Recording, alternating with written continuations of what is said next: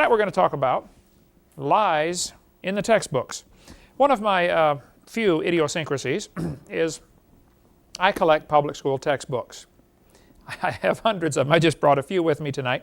Since I taught biology and earth science and physical science for years, it's always been fascinating to me to study these books and see how different people, present the subject. And so we're going to talk about some of the lies in the textbooks. I think one of the most important things in my seminar is this session. We're going to try to cover a lot more material than normal, though, about what's in these textbooks anyway. I start off in my seminar giving an illustration to make the point. I'll give it here so you can see how this fits in perspective. It has always amazed me, after teaching school for 15 years, how two people can look at the same thing and come to opposite conclusions of what they're seeing. Two people look at Grand Canyon. They're both looking at the same canyon. And one of them says, "Wow, look what the Colorado River did for millions and millions of years." The Bible-believing Christian stands there, looks at the same canyon, and says, "Wow, look what the flood did in about 30 minutes." It's just a matter of how you want to look at it. Same canyon, two different ways to look at it. Textbook says, over millions of years, the Colorado River has carved the Grand Canyon from solid rock. Now just hold on a second. Does he know that or does he think that? He doesn't know that. He thinks it took millions of years to form the Grand Canyon. I do debates all the time. Last night on the show, we were on the radio all night long till 4 in the morning. Several of the folks that called in were talking about, oh, Grand Canyon took millions of years to form. No, it didn't take millions of years to form. I tell them in the debates, this one professor said, obviously, Mr. Hovind, it took millions of years to make the Grand Canyon. I said, well, sir, did you know if you built a dam across Grand Canyon, a huge lake would fill in behind it, covering several states. I mean, it would be a gigantic lake. Of course, it'd take a lot of dirt to fill in the canyon, but still, it would back up a giant lake behind it. This picture with the white shows, that's what's called the snow line. Between these two red lines is what's called the Kaibab uplift. Now, Grand Canyon, it cuts right across the middle of a ridge, sort of like a long, narrow mountain called a ridge. If you push the carpet up against the wall, it would wrinkle. That would make a ridge. Grand Canyon is a slice right across a ridge called the Kaibab uplift, K-A-I-B-A-B, Kaibab. The top of the Kaibab uplift, that ridge, is roughly 7,000 or 8,000 feet above sea level. Way up there. Now the bottom of the canyon where the river is only 1,800 feet above sea level, so it's more than 1 mile deep. Absolutely gigantic canyon. How many of you have ever seen the Grand Canyon? Huge hole in the ground, unbelievable. 180 or 200 miles long between those two red lines. This is a picture from a satellite. The river enters the canyon up at the far right corner at 2,800 feet above sea level. And the river flows down to the bottom and left is the way it would flow from this angle here. So what we have here, as the river enters the canyon, it flows downhill, of course, and ends up at 1,800 feet above sea level. It drops about 1,000 feet. During that time, the ground is rising up. The Kaibab uplift is going uphill. Interesting. So I told this professor in this debate one time, I said, "Sir, did you know the top of the canyon is higher than the bottom?" He said, "Yeah." I said, "Did you know the river only runs through the bottom?" He said, "So?" I said, "Sir, the top of the canyon is higher than where the river enters the canyon by over 4,000 feet. Rivers don't flow uphill. There's no delta. Where's all the mud that washed out of there? Usually when a river cuts through, makes a canyon or something, and all the mud that washes out is out at the outside. It flattens out into a delta. No delta for the Grand Canyon. There's no way that river made that canyon. The flood made Grand Canyon. Probably in a few weeks. Certainly not millions of years. See, while the sediment layers were soft after the flood, the water could erode that very quickly. Probably Grand Canyon formed within a few years after the flood, because the Bible says in Psalm 104, the mountains arose, the valleys sank down, and the water rushed off. During this time, probably huge lakes were trapped by the mountains lifting up, and it would take several weeks or months or years for that lake to overflow its own, find the lowest point and overflow and make a spillway, and carve out Grand Canyon very quickly. Most of the river basins in the world were probably formed as the floodwater ran off during the last few months of the flood or during the first few years afterwards. There would be drainage patterns would have to be established, and as the water soaks out of the ground, gradually the ground would dry out and form the mountains and the rock layers that we have today. Okay, the Grand Canyon is what we call a washed out spillway. Have you ever seen a farmer's built a dam on his property like Grandpa has on his property up there in Arkansas? If the water goes over the top of the dam, it'll find the lowest point and start going over that spot. Once it starts going through, it cuts a little groove, and then more water's rushing through, so it cuts the groove deeper and wider, so more water comes through.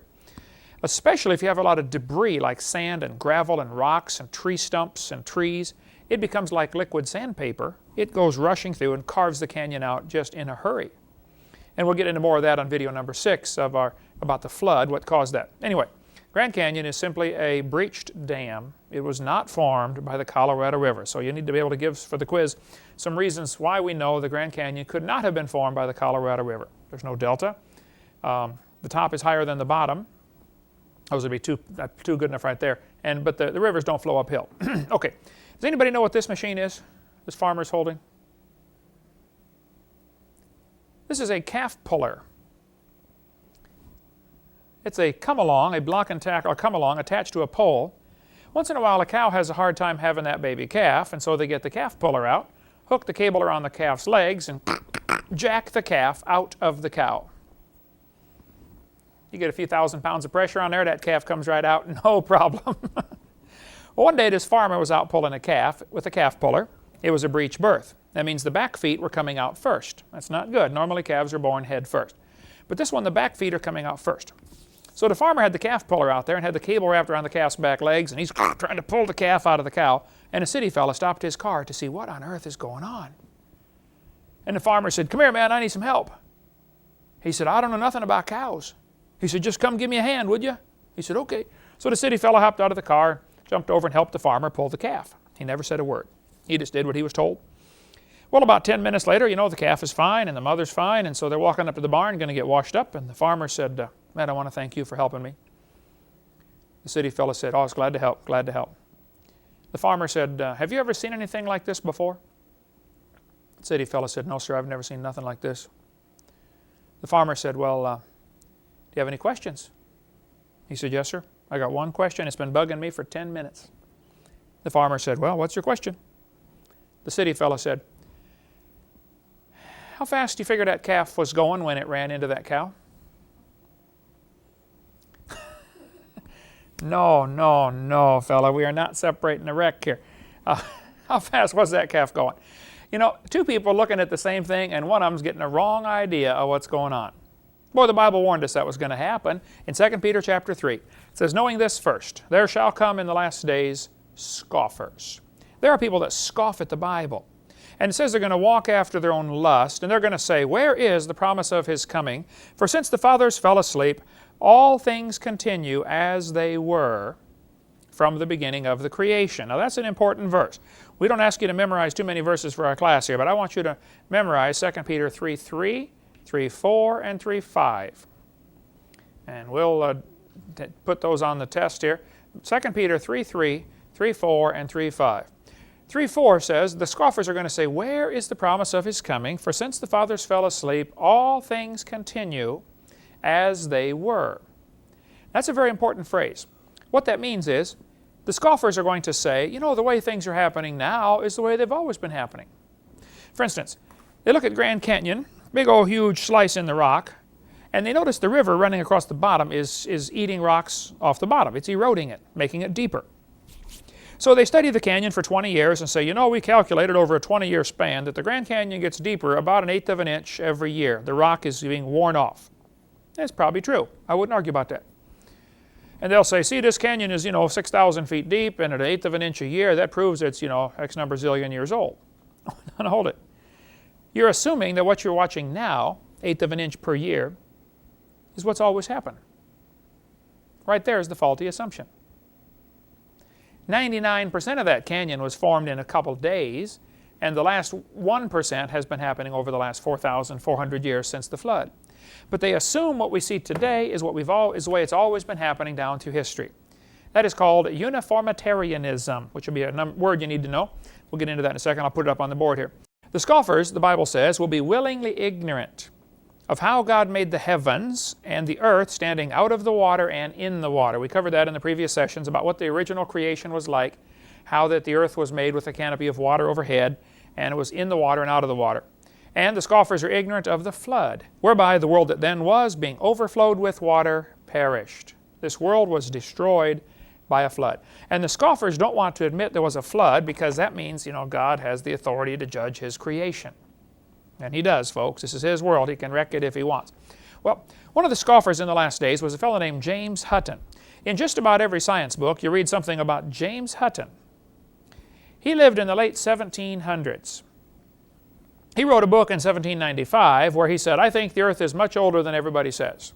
Now you need to understand the history here. In the late 1700s, of course we had our American Revolution, the English call it the Rebellion. We had our revolution in 1776 and rebelled against, King George, threw the tea in the harbor, making it unsuitable even for the British to drink. And in 1795, James Hutton wrote his book and said, I think the earth is millions of years old. Now, during this time, almost everybody in America, at least, and in the Western world, believed the Bible. They were strongly influenced by Christianity, and most everybody believed the earth was about 6,000 years old. So James Hutton comes along and says, I think it's, millions of years old. Well, that was a pretty new thought, and not many folks believed it. Also during this time of the end of the 1700s and early 1800s, there were many revolutions going on. There were countries rebelling against the idea of a monarchy, a king. We had the American Revolution, the French Revolution, the Spanish, the Polish, the Italian, the German. What was happening was people were throwing off the king as a form of government. Now, the Tsar in Russia was the equivalent to a king up until 1917, right? Russia kind of escaped this. They kept their monarchy intact, long after the European revolutions were going on, but many countries were having revolutions to get rid of the king. They thought we ought to have a different form of government called a democracy. And here the Bible says you should honor the king. And so some people thought the Bible was an obstacle to their political objectives.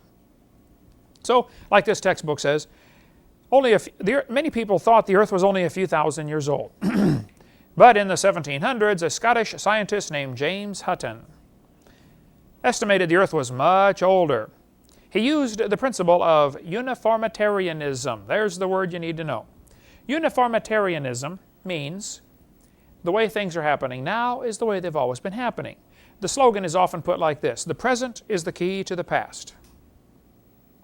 And that's what they say. Uniformitarian means the present is the key to the past. In other words, if Grand Canyon's getting deeper a little bit every year, well, then that's the way it's always been happening. Actually, the Bible is the only reliable key to the past. But one of these scoffers, James Hutton, wrote his book, and he kind of developed this idea of uniformitarianism. Now, a young lawyer from Scotland named Charles Lyell read that book and became very influenced by it. Charles Lyell, and you need to know his name, Charles Lyell, the Scottish lawyer, hated the Bible. He lived in the early 1800s. He read James Hutton's book and was influenced by it. Charles Lyell wrote this book, Principles of Geology.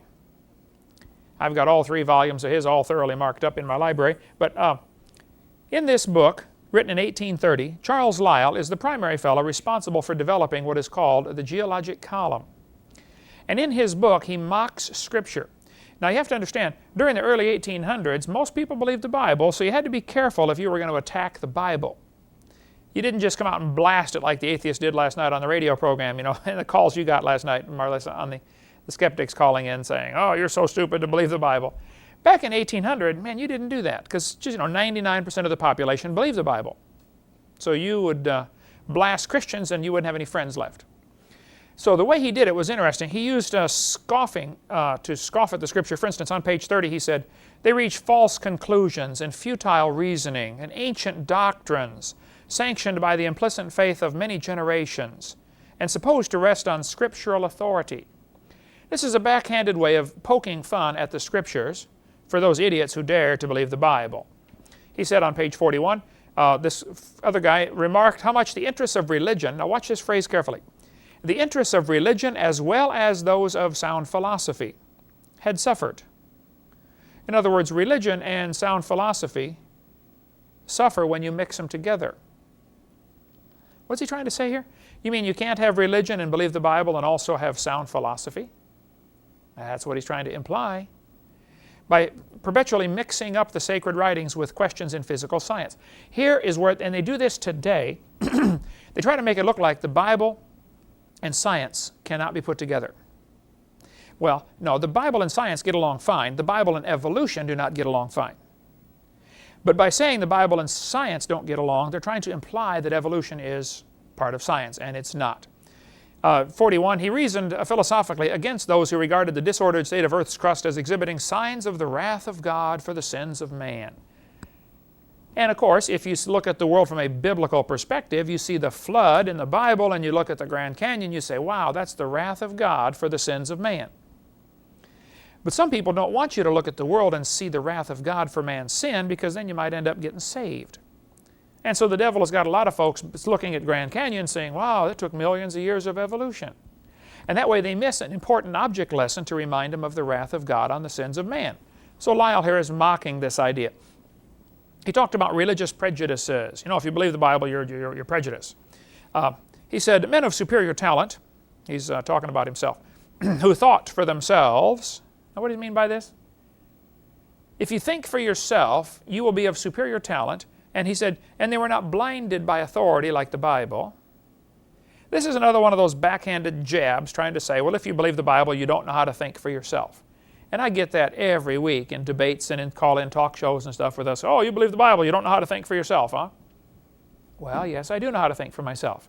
And I think I've studied it very carefully, and the Bible is absolutely right. Simple as that, okay? Lyle said his goal was to free the science from Moses. What's he mean by that, you think? Most scientists in this time were Christians. They thought science got along just fine with the Bible. Lyle said he wanted to free science from Moses.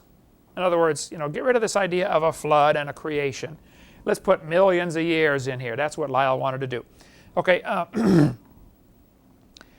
scientists who thought that Archbishop Usher's estimate, or even 10 times this, was an immense length of time, were in for a rude shock when they started looking closely at the solid part of the earth. Oh, there's another backhanded stab at the Bible.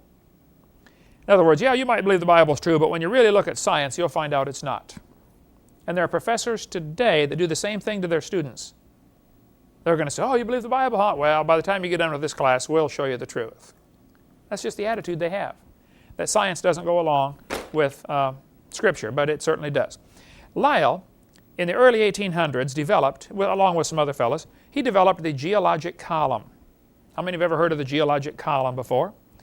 This was the time when they divided the earth up into layers, Cenozoic, Mesozoic, Paleozoic, Archaeozoic, and all this stuff. They further divided it into different periods like the Jurassic, the Cretaceous, Jurassic, Triassic. Each of these names, most of these names, comes from a section in England. Like the Devonian, for instance. There's a Devonshire, England. I believe it's called Devonshire. And they named it after that section. Most of the names come from a section of England where they were digging around finding these layers of, chalk or something. Cretaceous, Cretia, means Latin for chalk. And so they find a layer of chalk and they call that the Chalk Age, the Cretaceous Age. I don't know what the rest of them mean, but you can look it up in any dictionary. But each of these layers was assigned, during this 1800s, a name, an age, and an index fossil. How many saw the movie Jurassic Park, named after the Jurassic layer? Did they have that in Ukraine, Jurassic Park movie? Did you see this? No? Oh, scary movie. Did you see it, Tanya? You haven't seen it either? I think we have it. You can take it home and watch it. You'd enjoy that. The layers then were assigned an age and a name and an index fossil. Now this is very important. This was all done during the early 1800s. This geologic column is the Bible for the evolutionist. It can only be found one place in the world. The only place you can find the geologic column is in the textbooks. In the textbooks, they talk about, here's an earth science textbook, about how, during the Cenozoic and Mesozoic and Paleozoic era, they've got it all figured out like, wow, this is, millions of years old, and it's just simple baloney. The geologic column cannot be found in the world. Most places are missing about 70% of the geologic column. No place in the world contains all the geologic column in the right order. Now, one professor I debated said, Mr. Hovind, we've got 26 places where we found the geologic column in order. I said, no, what you mean is you've got 26 places where you found the fossils in order that you expected. That's all. This textbook admits if there were a column of sediments, unfortunately, no such column exists. There is no geologic column. So that'll be a quiz question. Where can you find the geologic column? In the textbook. The only place it exists. Now, it is true the Earth has many layers. That's not the question. I've been to Grand Canyon and Royal Gorge. And remember Royal Gorge? We fired the airplane off of there, flew down for about 4 miles. I've been to lots of these canyons, been to all 50 states now, and I've been to Snake River Valley in Idaho a couple months ago. There's no question the Earth has layers. The question is, how did it get that way? Now, I want you to look at these layers in Grand Canyon and answer this question. If each of these layers is a different age,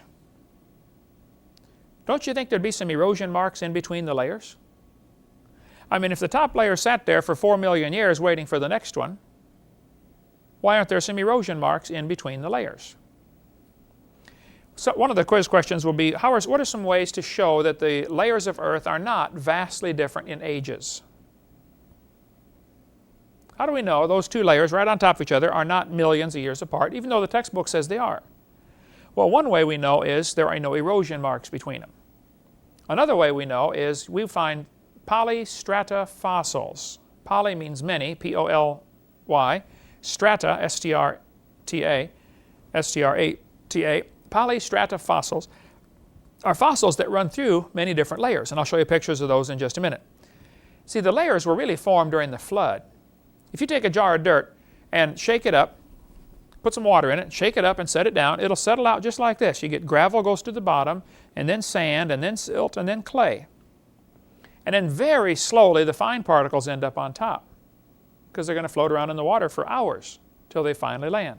During the flood of Noah, you get the very same sorting process. We get into lots more on that on video number 6.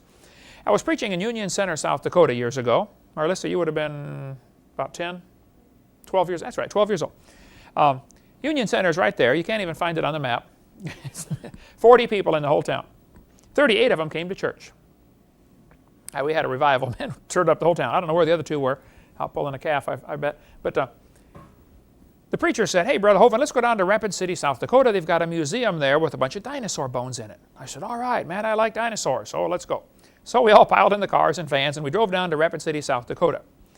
We got down to this museum. It's called the School of Mines Museum in Rapid City, South Dakota. We walk in the door, and this older fellow met us, and he says, folks, would you like me to give you a tour? I'm a guide here. We said, sure, that'd be great. The first place we stopped on the tour was the geologic time scale. They've got this chart all lit up behind glass. We stopped and we stood by that chart for a while. He said, now folks, this layer of rock right here is about 70 million years old. My daughter, Marlissa, said, sir, how do you know that layer is 70 million years old? He said, well, that's a good question, honey. We determine the age of the layers by the types of fossils they contain. They're called index fossils, and this layer had dinosaur bones in it, so it must be 70 million years old. She said, okay, thank you, sir. We walked around the other side. We're standing over here, and the guide said, now, folks, these bones right here are about 100 million years old. My daughter raised her hand again. She said, sir, how do you know how old those bones are? He said, that's a good question, honey. We determine the age of the bones by which layer they come from. She said, excuse me, sir. When we were standing on the other side, you told me you knew the age of the layers by the bones, and now you're telling me you know the age of the bones by the layers. She said, isn't that circular reasoning? I thought, wow, a chip off the old block. That guy had the strangest look on his face. It was almost as if he were thinking. He looked at me. I wasn't about to help him. He looked at my daughter. He said, you know, you're right. That is circular reasoning. He said, I never thought of that before. That poor fellow drove 50 miles one way that night to hear me preach in Union Center, South Dakota. The crowd swelled to 39. We set up a chair in the aisle. Afterwards, we talked for almost an hour. He said, Dr. Hovind, do you mean all this stuff about geology I'm teaching is wrong? He said, I teach this stuff at the college. I said, oh, no, sir, I like geology. You've learned the names of all the minerals. Man, just that's a good trick, folks. There's 1,200 different minerals. Some have names about that long. You've learned the hardness test, the Rockwell test, the scratch test. I said, no, sir, that's all good. And by the way, if you're going to speak or do something on creation science, you need to learn some basic geology. For instance, different minerals have different hardnesses. Talc is the softest. It's the softest mineral there is. As a matter of fact, it's so soft you can grind it up and make powder out of it. Anybody know what they call it when you do that? Talcum powder, right. The hardest one is which one? Hardest mineral? Diamond. I don't have a diamond, or I'd show you, but diamond is hardness of 10. Talc is hardness of 1. Everything in between has a number between 1 and 10, obviously. For instance, your fingernail is about a 3. So with your fingernail, you could scratch talc. You couldn't scratch a diamond. A diamond would scratch your fingernail because it's harder. Whichever one scratches the other one, that's the hardest one. So, for instance, a pocket knife is a hardness, can you read that, about a 5.5? So, a pocket knife, its hardness of 5.5 will scratch a penny, which is a hardness of 3. Copper is, that's how hard it is. They rate it 1 to 10. Whereas a diamond would scratch a pocket knife because the diamond is harder. And that's the hardness scale, it's called. This is one of the tests they use to determine if you find a mineral, you say, what is it? Well, one thing is to find out the hardness. Another is find out the density, you know, how compact it is and stuff like that. Doesn't matter. Anyway, there's a lot of different minerals. So this professor, I said, no, sir, you've learned a lot of good things about geology. You learned the names of all the minerals, the hardness test, all this. I said, yes, sir, that's all good. No problem there. But as far as the layers being different ages, I said, yes, sir, it's all baloney. Those layers are not different ages. It's all based on what we call circular reasoning. Let me cover this real quick and we'll take a break. Circular reasoning. This fellow said in about 1830, Charles Lyell, some other guys, independently developed a biostratigraphic technique. That's a fancy word for a geologic column. For dating Cenozoic deposits based on, watch this, they dated the deposits based on the proportions of living and extinct species of mollusk shells. So if you find some clam shells in a layer of rock, you would say, oh, you know, to change from this kind of clam to this kind of clam would take millions of years, so this must be millions of years older than this one. They start off with the assumption that evolution happened and that the clams slowly changed from one kind to another, and then they dated the layers based upon the clam shells found in those layers. The article continues, strangely, little effort has been made to test this assumption. This failure leaves the method vulnerable to circularity. In other words, circular reasoning. Use one to prove the other. Back and forth. Here's a textbook, page 306, they say, you should date the rocks by the fossils. Look what it says in yellow. The layers of rock can be dated by the types of fossils they contain. Now what does that say?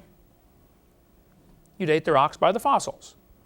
On the next page it said, scientists have determined the relative times of appearance and disappearance of many kinds of organisms from the locations of their fossils in sedimentary rock layers. Ooh, now they're telling us that you date the fossils by the rocks.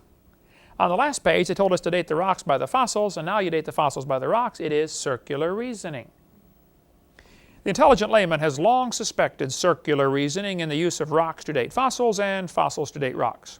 The geologist has never bothered to think of a good reply, feeling the explanations are not worth the trouble as long as the work brings results. This guy said, it cannot be denied from a strictly philosophical standpoint that geologists are here arguing in a circle. The succession of organisms has been determined by a study of their remains embedded in the rocks, and the relative ages of the rocks are determined by the remains of the organisms that they contain. Even Encyclopedia Britannica can figure it out. It's circular argument. Use one to prove the other. Ever since William Smith at the beginning of the 19th century, fossils have been and still are the best and most accurate method of correlating and dating the rocks in which they occur. Apart from very modern examples, which really are archaeology, by the way, it's a good time to point out, archaeology is dealing with the past few thousand years. If you're going to dig up an Indian civilization, you're an archaeologist. Whereas if you want to get into anthropology, the study of ancient things, then that would be an anthropologist, which is mostly an art form, not a science. That's study of things that are supposed to be millions of years old. Okay, this guy said, I can think of no cases of radioactive decay being used to date fossils. That's an interesting quote here. In other words, they don't date fossils by their carbon dating or potassium argon dating. They date them by the geologic position. Which layer did you find it in? Oh, well, then it's so many million years old. We'll get into a few more quotes on circular reasoning right after the break, and then show you some of the polystrata fossils that have been found right after our break. All right, let's talk some more about circular reasoning and how the geologic column is tied in. This author said, radiometric dating would not have been feasible if the geologic column had not been erected first. What he means by this is, you can't tell the age of a fossil with radioactive dating, like carbon dating. You must first know the approximate age from the geologic column, which is why they generally will not date, unless you trick them into doing it, they won't date dinosaur bones with carbon dating because they assume dinosaurs lived 70 million years ago and carbon dating only goes back 30 or 40,000 years, and so they won't even do it. But when they do date dinosaur bones with carbon dating, it comes back 20, 25,000 years old.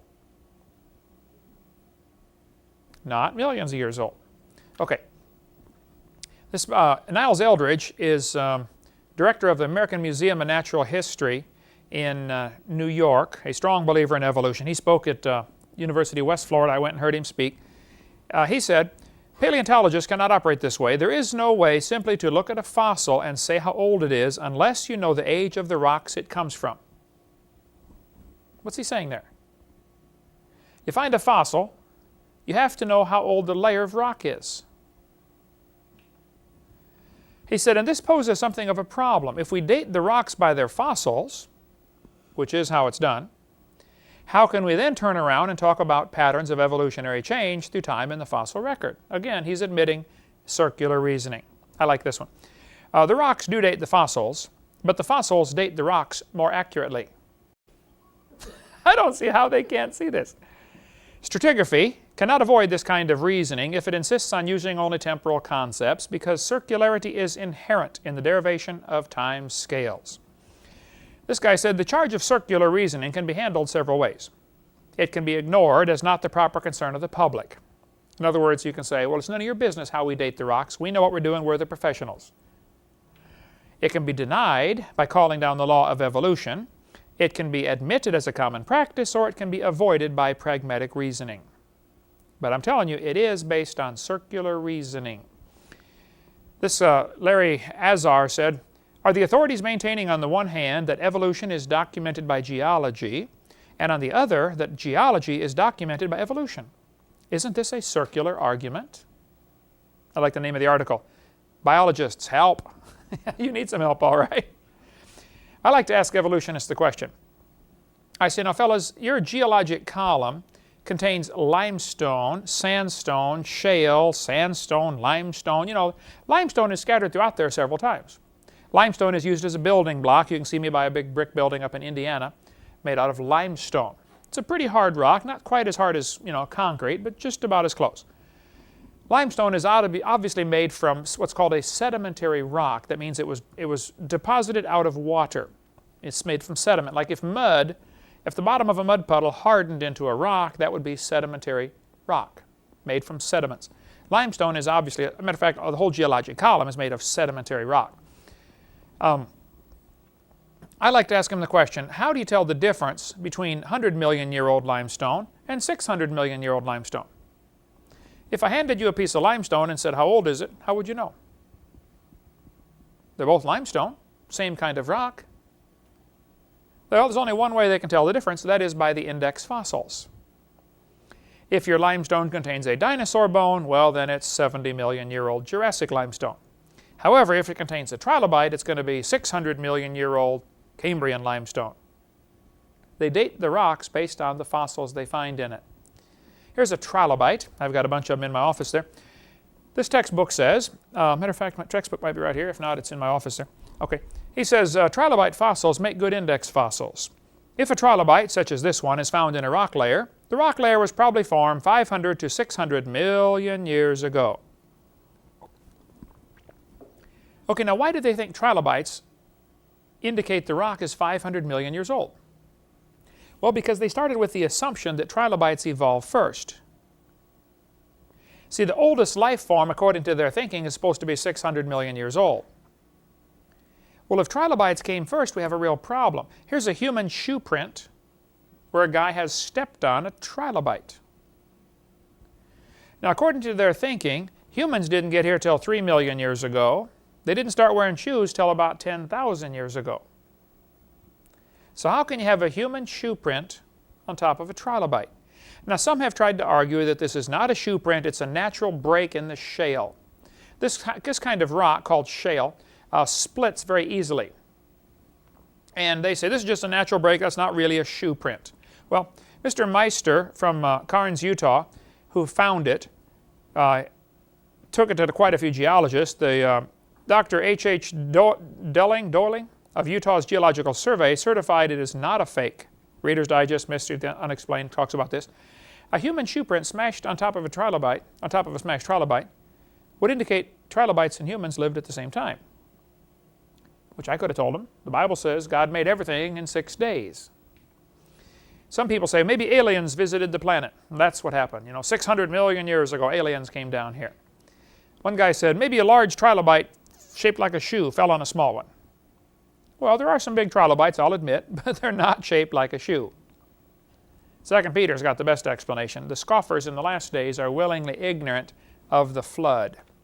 Probably trilobites dwell at the bottom of the ocean, go through the mud down there or something, and they do have gills for living in water. And probably during the time of the flood, the crust of the earth is flexing back and forth, and what used to be the bottom of the ocean is now above sea level. And people are running across this area trying to find a mountain to keep out of the water. And somebody stepped on a trilobite, which before had been at the bottom of the ocean. Trilobite eyes are incredibly complicated. This Science News back in 1974 said that trilobite eyes have the most sophisticated eye lenses ever produced by nature. Well, I disagree. They said they were produced by God. But the trilobite eye sometimes will have 1,500 lenses, which means he could actually see all directions at the same time. He can see behind him and see above him and see around him, all at the same time.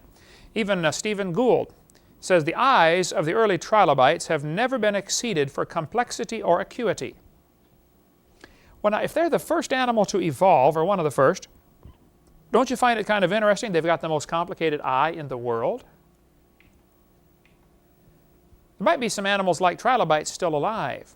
I talked to Joe Taylor today at Mount Blanco Museum in Texas.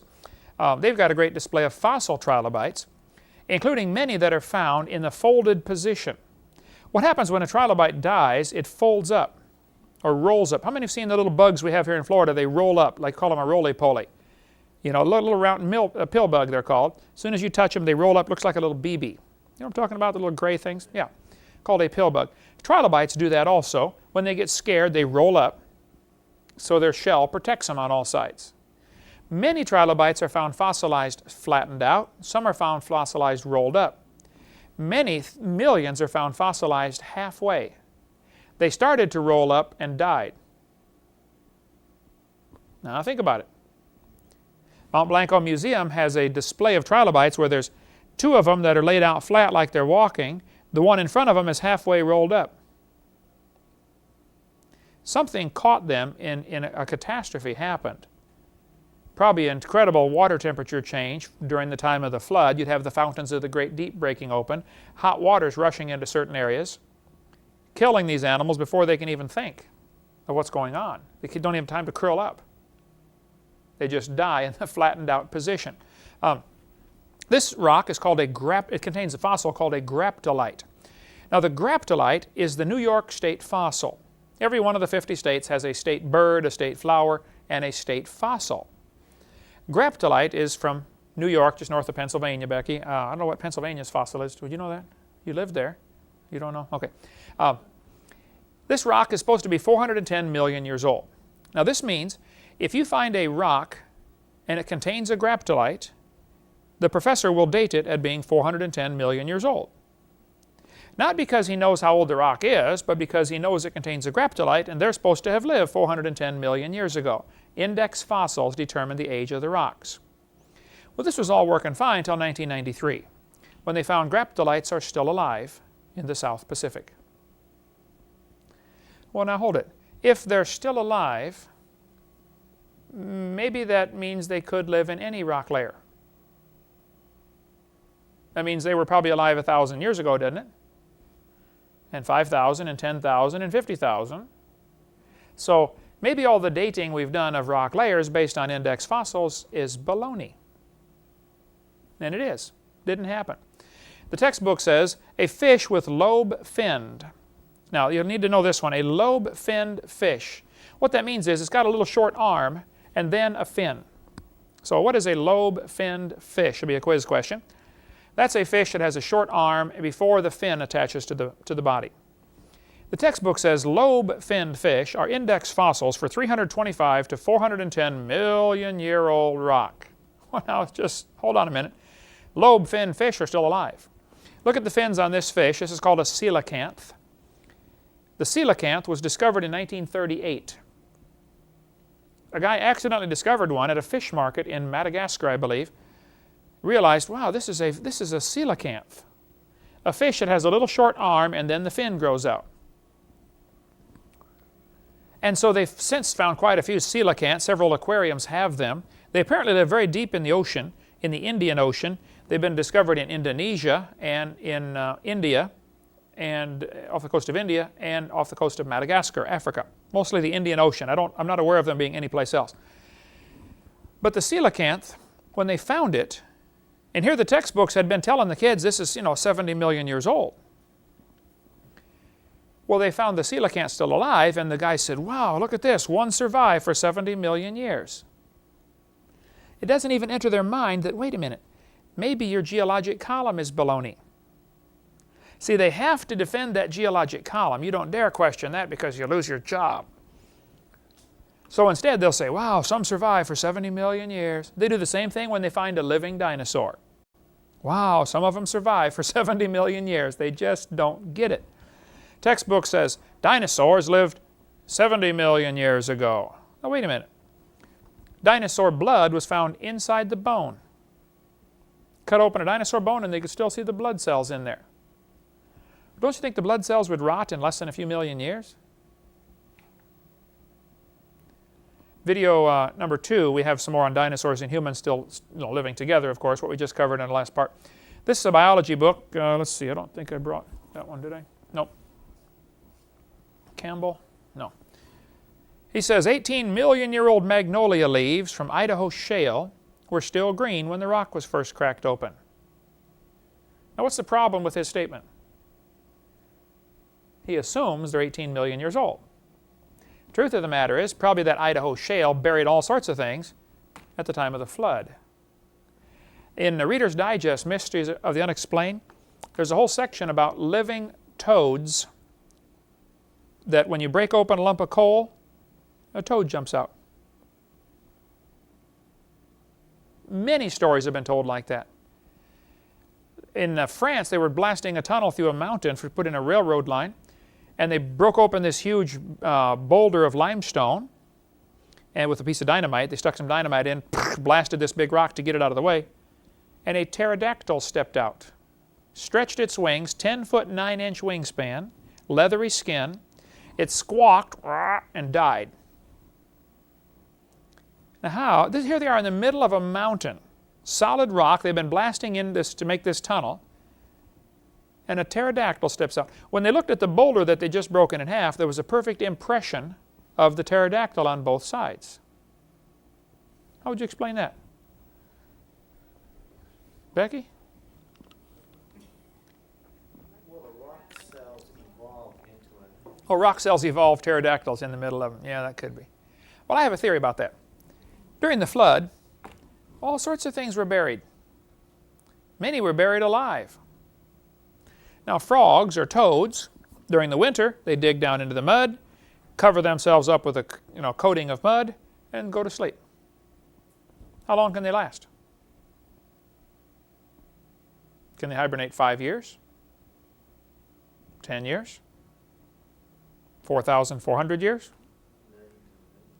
I don't know. But I know there are lots of stories where live toads or live lizards have come out of rock. And I'll show you the stories in Reader's Digest, Strange Stories and Amazing Facts, or Mysteries of the Unexplained. These stories are told in many of these books, and it gives the documentation of who it happened to. Sometimes the toads are kept alive for weeks afterwards.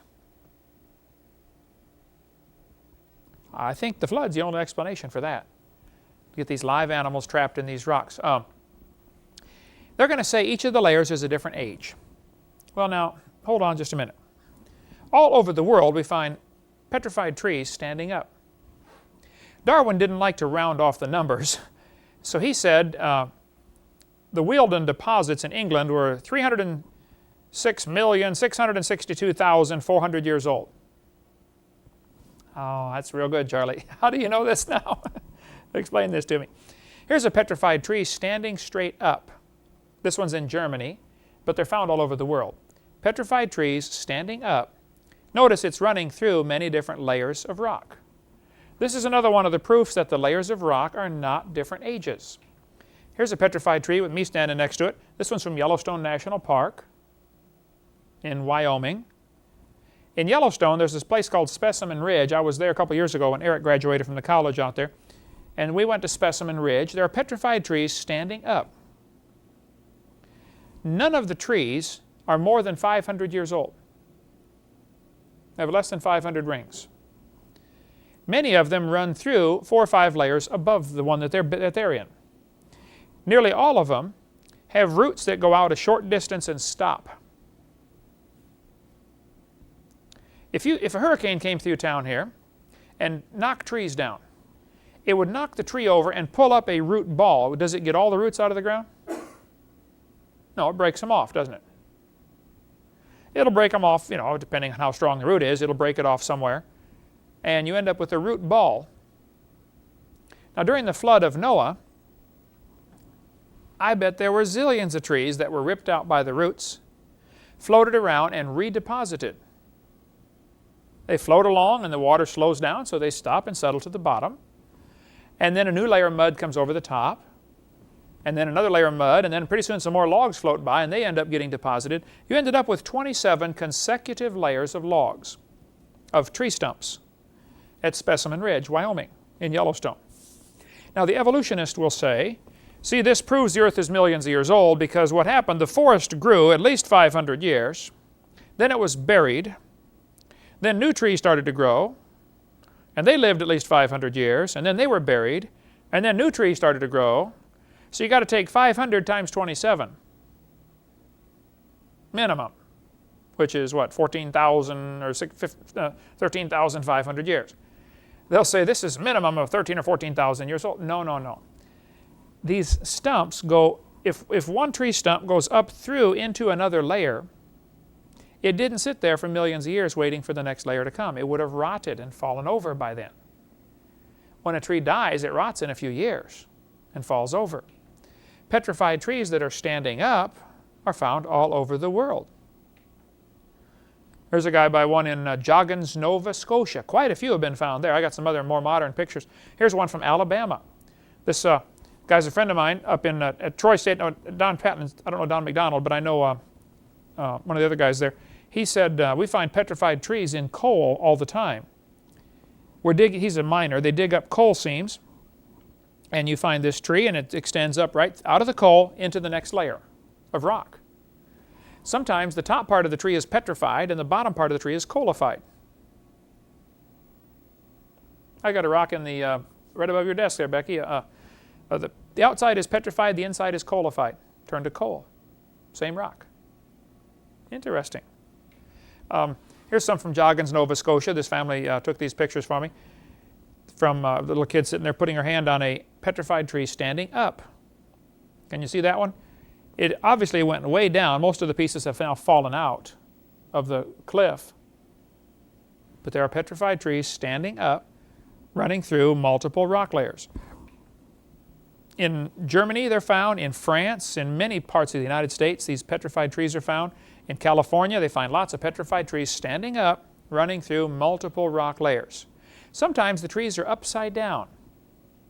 The big end is on top. Now how could this happen slowly over millions of years? I've thought about it for a long time, and I think the evolutionists really have only 2 ways to solve this.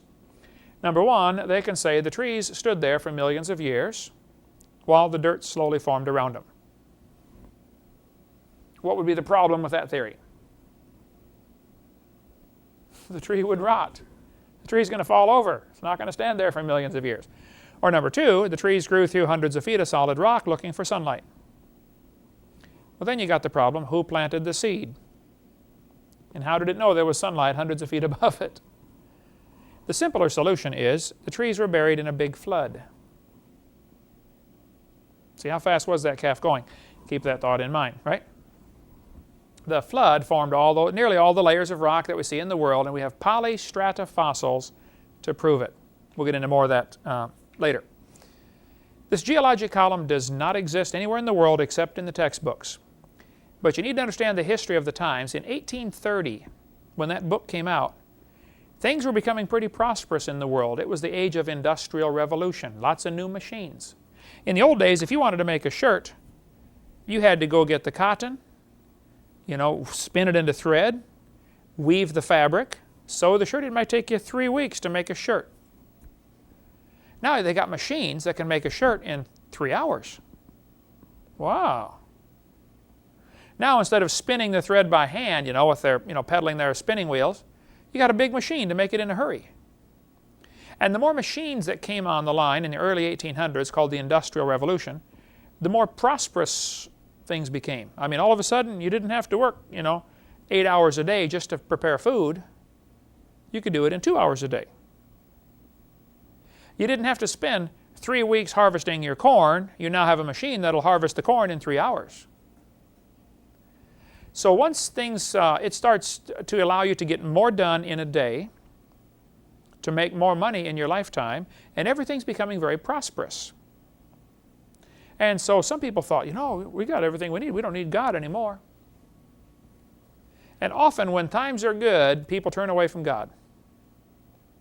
When times are bad, they turn to God. Some people say, boy, if God had given me $1 million, I'd tithe. No, probably if God gave you $1 million, it would ruin you. You'd end up getting away from God altogether. That's probably, and God knows that's what would happen. It does to most folks. Doesn't have to, but it just seems to work that way. So in the early 1830s, people were believing the Bible was true. The flood formed all those layers. Lyell comes along and says, no, these layers formed slowly. And they started believing it, and it turned them away from the biblical worldview. And all of this had a very profound influence on a young fella named Charles Darwin.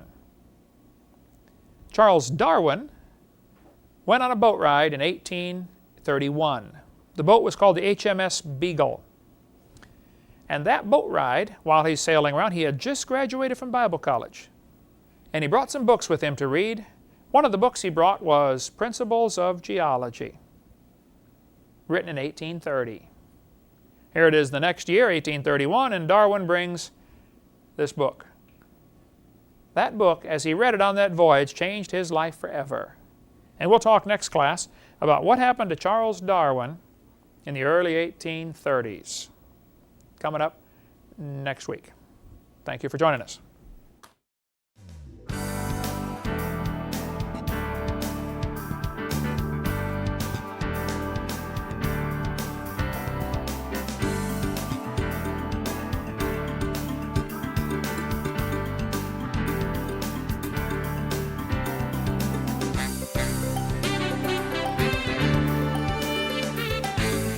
Number 8 of our Creation Science Evangelism course number 102, and we are picking up with Darwin when he set sail on board the Beagle in 1831. Lyell's book came out in what year? Who remembers what year from last week? 1830. And Darwin just graduated from Bible college the next year to be a preacher. Darwin has a fascinating history. His great-grandfather was Erasmus Darwin. He was so fat. He was a doctor, medical doctor, but he was so fat they cut the table out for him to be able to sit and eat because he couldn't reach the food otherwise. They had a special table with it cut out for him. His dad was also a doctor, Charles Darwin's dad was, and they had sent Charlie to school to be a doctor, but he just didn't have the stomach for it, the blood and the cutting people open. He just couldn't do it. Charlie Darwin was basically a dud at everything he did. He was a loser. He didn't know how to work. He didn't know how to do much of anything, except he loved to hunt and shoot birds. He just loved to shoot birds. But he also raised pigeons. kind of a strange fella. He really enjoyed worms. He loved worms, and that's one of the reasons he hated birds, because birds ate worms, and he thought that was kind of cruel and hard on the worms, so he shot all the birds he could find. The more you read about the guy, the more you wonder how on earth he ever became so famous, because he really was a loser. He was a lousy student. He wasn't good at much of anything. Never showed an interest in hardly anything except sports, playing around. He just didn't do much. But when he dropped out of medical school, they sent him to college to be a preacher. Because in England, if you got to be a pastor of a church, I mean the Church of England was, and still is, I believe, supported by the government, tax supported. So you don't have to work, you don't have to do nothing, you get your paycheck every week whether you do anything or not. So his idea was, I'm just going to be a country parson, you know, and just do nothing the rest of my life. He did like to study, he read a lot, and so when he couldn't find a job after getting out of Bible college, his dad, medical doctor, a very important man in the area, pulled a few strings and got him on board the HMS Beagle. Now the Beagle was going to sail around for 5 years and collect information about various continents and animals and plants on different continents, South America particularly, but they were going to go completely around the world.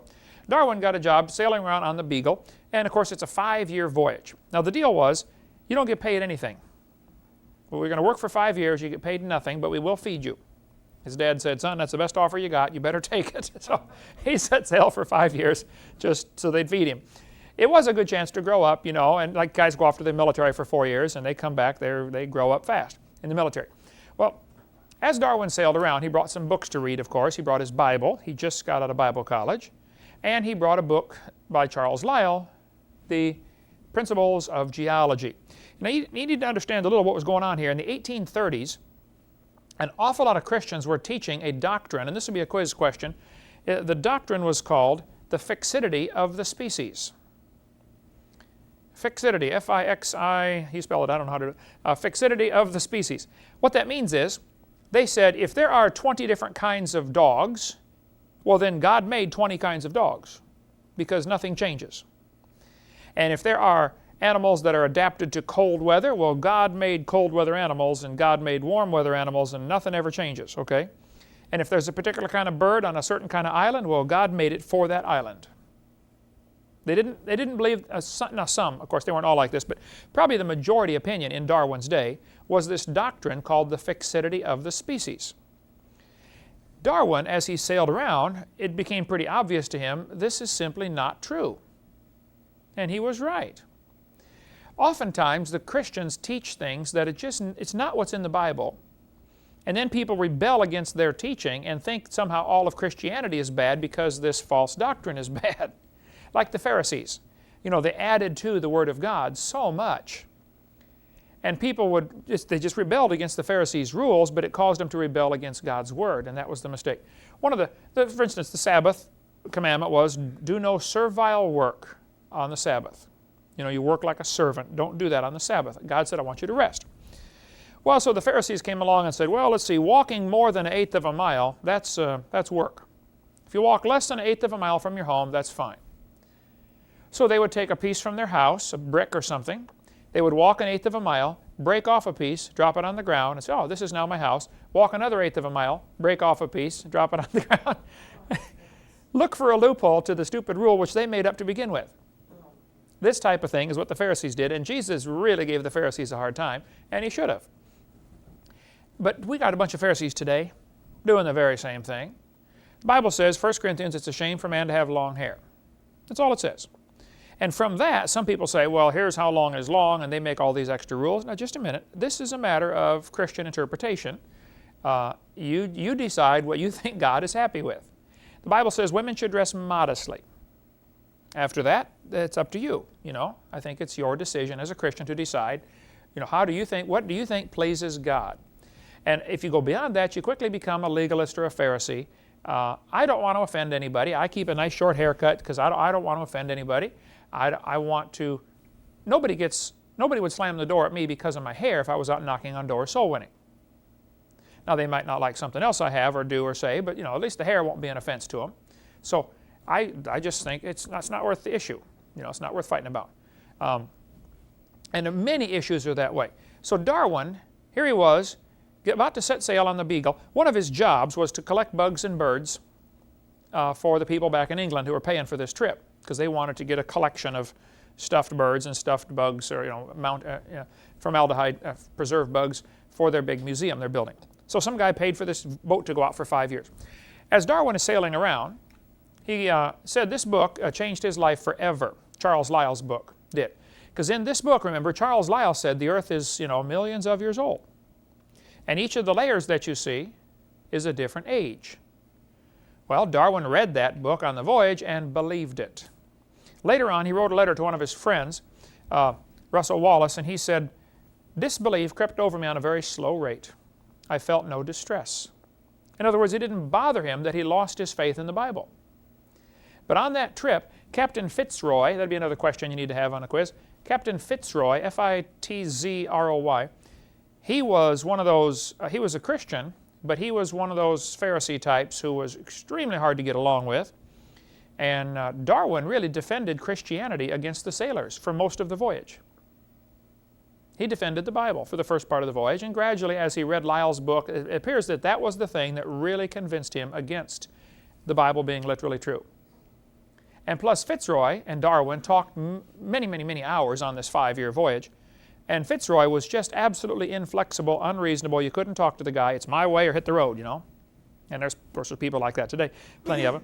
And so that kind of drove Darwin away at least from the rigid fundamentalism. And there's no telling how many people have been, and I'm a fundamentalist, okay, but there's no telling how many people have been driven away from Christianity by the fundamentalists who got their dumb rules that they did not get from the Bible. Anyway, during this voyage, as they sailed around, they would stop in at all sorts of different ports. On the right side of South America, you can see on the map there, Darwin, as he's coming into this port, he saw this river and this giant valley.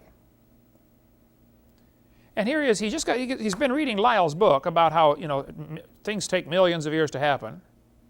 And he said, I bet that river slowly moved grain after grain of sand and made that massive canyon.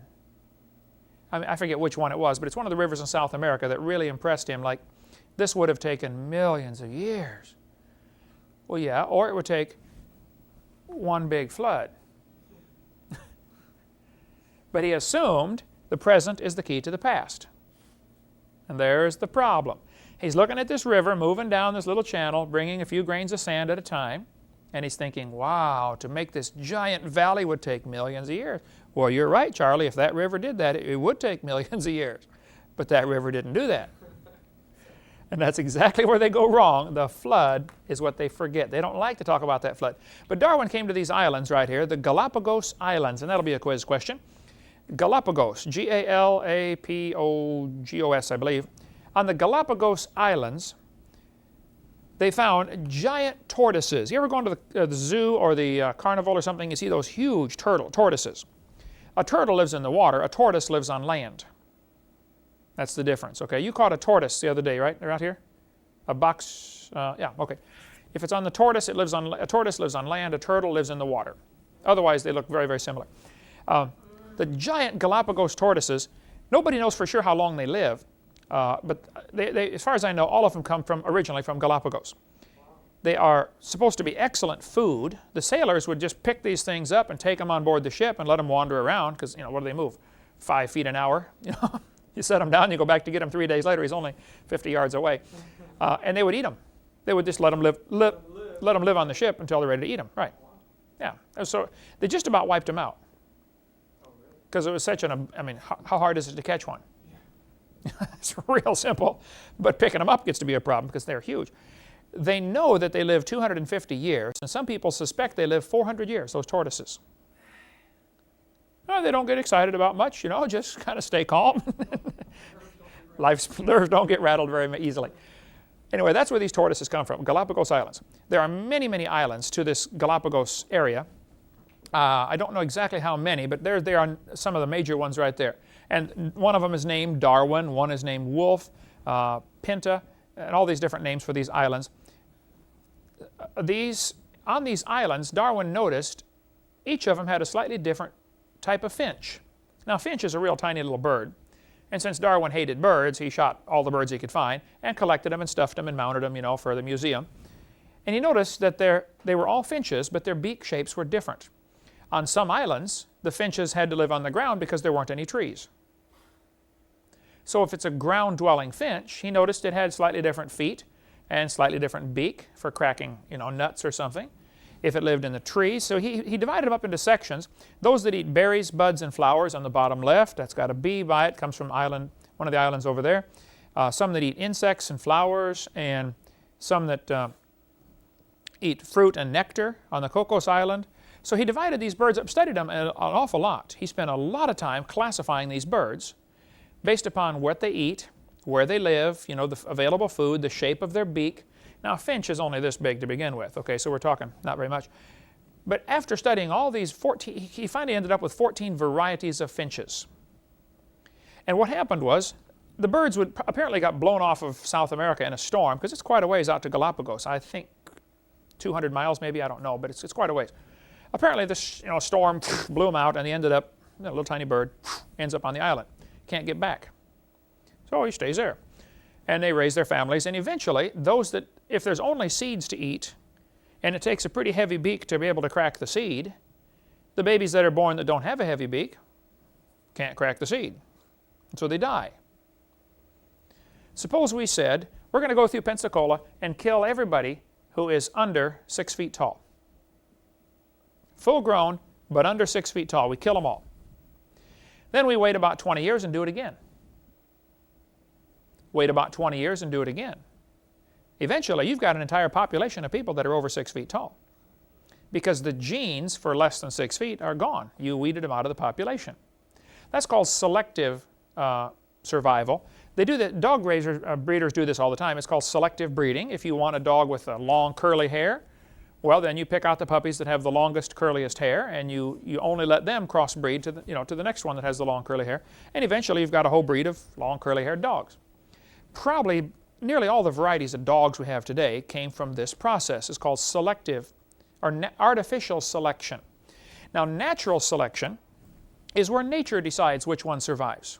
In the case of the Galapagos Islands, if there are no trees to live on, then birds that require trees for safety aren't going to survive.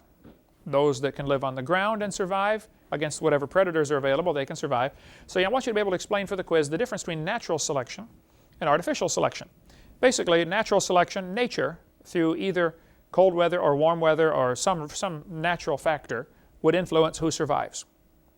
And artificial selection is where somebody on the outside, like a human being normally, decides, I'm going to let these survive and breed and these will not survive. Cattle farmers do that all the time. You get a bull or a cow that's a little sickly, well, you don't want that breeding back into the herd and spreading the defect around. So artificial selection is extremely rapid, what you can do. Darwin used artificial selection raising his pigeons, and he got some extremely wild-looking, fancy pigeons. They were still pigeons. But he noticed with artificial selection, you could get some incredible varieties in the pigeon family. There are probably hundreds of varieties of pigeons. And then Darwin said, well, if I can do this in just my lifetime and can raise all these hundreds of varieties of pigeons, what can nature do for millions of years? Well, nature could probably produce a variety of pigeons too, Charlie. But it's still a pigeon. It's still a bird. And somehow he got it into his head on this voyage that if we can see these little variations produced over a short lifespan, what would millions of years do?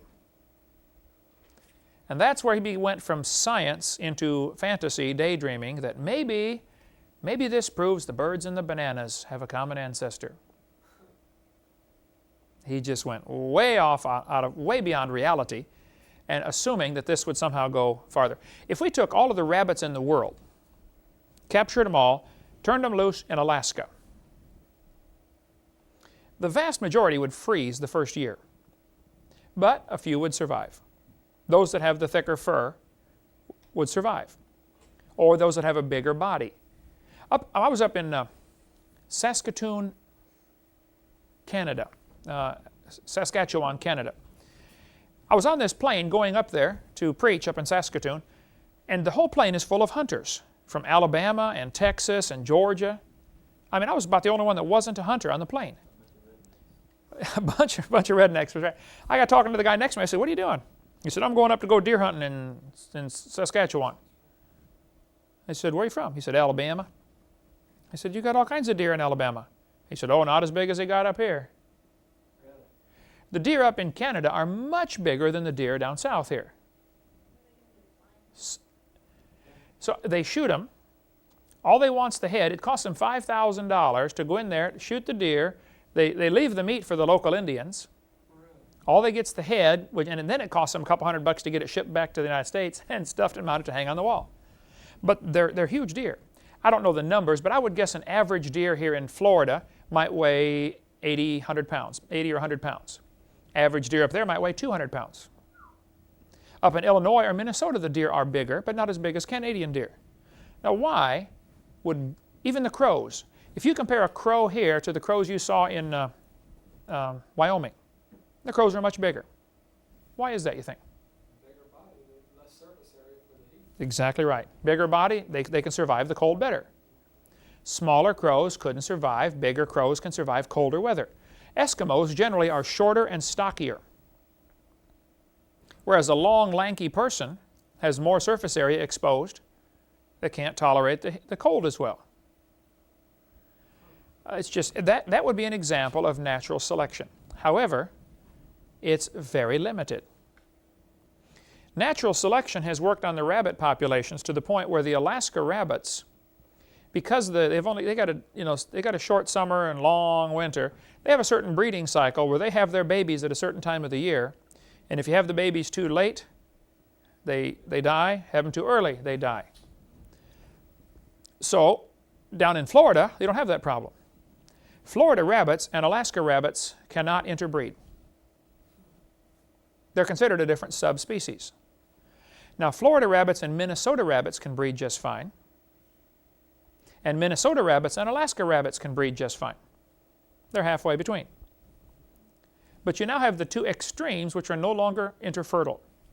And so people will say, see, that's an example of speciation. Okay, well, if you want to call that speciation, then I agree. But the Bible doesn't talk about species. The Bible talks about kinds. And if you would put the Alaska rabbit and the Florida rabbit and the Minnesota rabbit in a cage and bring up all the 7-year-olds in the world and say, what are these? Oh, those are rabbits. It's the same kind of animal. I mean, use your head. So do they call that evolution? They'll call that evolution. Do they say that it's produced a different species? And sometimes, because who decides what's a species? Yeah. And who's making this decision anyway? Some guy that's desperate for evidence to begin with for evolution, to make his theory look good. Because you would think, hey, the one in Florida can breed with the one in Minnesota, so that has to be the same species. Minnesota can breed with the one in Alaska, that has to be the same species. That's why they normally call that a subspecies. Just trying to get around that. Yeah, but then you look at a coyote and a wolf, Yeah. which are different species, But they can breed. There's a picture on the internet somebody sent me yesterday or a couple days ago about a whalpin. At a zoo, I think it's the San Diego Zoo where I just was, or maybe the Hawaiian one where we were a couple weeks ago. They crossed a killer whale and a dolphin. Yeah, I remember that. Yeah, in Hawaii. Killer whale and a dolphin. Now, normally, crosses like that end up being sterile. They cannot produce. But this one had a baby of its own. It was not sterile. What did they breed it with? I think with a dolphin. Wow. And what happened? And they got babies that would be 1/4 killer whale and 3/4 dolphin. Gradually, it's going to breed back to one or the other. But even still, if you put a killer whale and a dolphin side by side and stand 50 feet away and look at them, they look awful similar. I would say it's a very similar kind of animal. And they might have even had a common ancestor. Somebody, Tino Gropey up in Wisconsin, a good friend of mine, he sent me a whole series of pictures of crosses. He sent me a liger. A lion and a tiger? Lion and a tiger. A lion and a tiger can crossbreed and make a liger or a tigon, depending which one is the father. It'll work either way. With the dolphin and the killer whale, what did it look like? I mean, did it have the... It looked halfway between the two, yeah. Really? Well, a horse and a jackass will produce a mule, Right. and the mules are almost always male and sterile. 1 out of 20,000 is a female and is not sterile. But then who do you cross it with? Cross it with your sterile male? What do you get? Nothing. So generally, I would say the Bible definition of kind, and I've been in several debates where they really press me, what is a kind? What is a kind? I've decided to go ahead and answer the question, knowing it'll set me up for, as a target. A kind is those that were originally, in the creation, originally able to reproduce. Now today we might have different species that are from the same kind. They were part of the original breeding stock. I noticed in the last 2 debates you went ahead and said that Yeah. rather than, That's what the Bible says. yeah. The definition of kind has to do with bring forth, have children. They shall bring forth after their kind. So then do you keep going after them about species and say, okay, well, give me, because I remember one guy said, I gave a great definition of species, you know, those animals that are able to reproduce.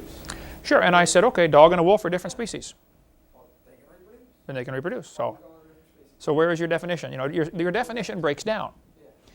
But see, somehow they're all blinded. They think, you know, give me a definition of kind, or else you don't know what, or else I win the debate on evolution. I don't know exactly what the original kinds were. Probably nobody does. What difference does it make? Yeah, I think for the vast majority, it's obvious. Okay, let's put a dog and a banana. Now those are different kinds. Okay, dog and a wolf, same kind. Dog and a hyena, I don't know, you know, dog and a fox. There's going to be some that, Yeah, I'm not sure exactly how many original kinds of dog type animals there were. And today we have, you know, hundreds, but there may have been originally 5, just to pick a number. Or cat. Is a house cat and a tiger and a mountain lion and a, you know, are they from the original ancestors in the garden? I don't know. God might have made 3 kinds of cats, and now we have 800 species. Or he might have made 1 kind of cat. I don't know. But I know if you put all the animals back in the basic kinds, there's only about 8,000 kinds of animals that have been classified. Now there's who knows how many million species, because some guy gets the idea that he wants to call something a different species, but it's the same kind. All right, so Darwin noticed all these finches and said, I believe all these finches had a common ancestor. You're right, Charlie. It was a bird. But then he wrote in his book on page 170, Charlie said, it is a truly wonderful fact that all animals and all plants throughout all time and space should be related to each other. Now, would you say that is a logical conclusion to draw from seeing 14 varieties of birds? No. No, that is a stretch. Okay? If you flip a coin 3 times and get heads every time, and you conclude, wow, this is going to be heads from now on the rest of my life. Well, I don't think so. Okay? That's quite a stretch. Darwin really went overboard on this one. What he observed is called microevolution. Now, I don't like that word. I think the word should be stricken from the dictionary. It's a lousy phrase, okay? However, we're stuck with it because that's what they're going to use, okay? You need to understand it, and then I think you need to avoid it because it's not really a good term, because it implies evolution. We ought to just call it a variation, because that's what it is. Probably the 250 varieties of dogs had a common ancestor, a dog. And probably the roses. You know, the original rose only had 5 petals. The real, wild, original rose has only got 5 petals. Looks sort of like a daisy. How do you know that? I guess I read a botany book where they were talking about the history of the rose, and some guy got a mutant rose, a mutation, where instead of the petals sticking out, they were curled up, and there was more of them. And he thought it looked neat. So he did whatever he did before and kept getting this mutant and finally crossbred them, and they happened to be fertile, and he ended up, now we have roses all over the world that are from this original mutation. but normally that mutation would have bred right back into the, Unless somebody had been there working with it, right, it wouldn't have survived. right.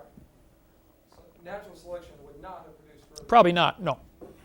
Artificial selection did, and now, if you turn them all loose back into the woods, I suspect within 100 years they would go back. Unless the original genes are gone. They got same data, but it's Right, the way that- rearranged data. For instance, if I gave you 500 Chihuahuas and says, here, I want you to go out on this deserted island, and I want you to crossbreed these dogs until you come back with a Great Dane. Well, you're probably not going to be able to do that, okay? You might end up with a bigger Chihuahua, still just as useless as the small one, but you're not going to get a Great Dane because the genes for that big a dog are just simply gone. It's not available, okay?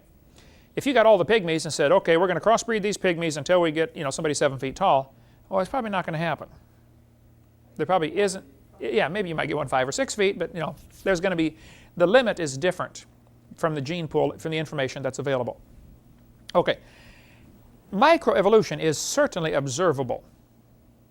You can make it happen. This is what farmers do for a living. Over all the years and years and years of breeding cows, they have learned certain cows have certain traits that are desirable for a certain product, okay? If you want a cow that gives the best milk in the world, my understanding of cows is that you get a Guernsey. The problem is Guernseys don't give very much milk. Now, other kinds of cows will give an awful lot. In Illinois, we saw the cow that at that time was the world record holder, giving 100 and some pounds of milk every day. 100 pounds of milk every day. Yeah, all they do is eat all day, and then they milk them twice a day, you know, and the rest of the day they're eating. But now the Angus is really good beef. That's supposed to be one of the best eating cows, apparently, or one of the top ones, the Angus. The Brahma is the one that got the big hump on his back. That one can stand the heat really well. The Brahma came from down Mexico's Central American countries, you know, and it was able to tolerate the heat, whereas the Angus was able to give the best beef. Brahma's not as good eating, but it stands the heat better. Angus is better beef, but it doesn't stand the heat very well. And so they cross them and get a Brangus, which is both, but only for that one generation. So the farmer will have a whole herd of Angus cows and one Brahma bull, and then he takes the generation they produce and sells them. If he tried to raise them to produce the next generation, he would lose it. Why couldn't you breed a Brangus and a Brangus? I guess it starts blending back to one trait or the other. You know, this is the type of stuff you study, and I didn't take classes on that. You know, on farming, okay, husbandry. It'll start to lose some of the traits, right? So when a Norwegian and a Russian marry, you got the two supreme races, you know, that they ought to produce really good kids if they ever would, right, son? Okay, tell him, brother. See, okay. So the microevolution is observable, it is scientific, it is scriptural. The Bible says they're going to bring forth after their kind. Probably Chihuahua and Great Dane came from a common ancestor, even though they look extremely different. And if all you found were the bones in the ground and you'd never seen a live animal, you probably would never put them as the same kind. What do you mean? Never put the bones? If nobody had ever seen a live dog, and you found bones of Chihuahuas and bones of Great Danes, you would not imagine that's the same kind of animal. If all you found was a fossil caterpillar and a fossil butterfly, you would never dream it's the same animal, right? But it is. I wonder how many fossils we find like that today. There are lots of fossils like that. They're like the dinosaurs. There's no telling how many are actually the same kind. There are many, for instance, there's what's called sexual dimorphism, where the male and the female are very different, even in their, you know, skeletal structure. For instance, if you look at sea lions, the male is huge and the female is always real tiny. So, and if you look at black widow spiders, the female's huge and the male's real tiny.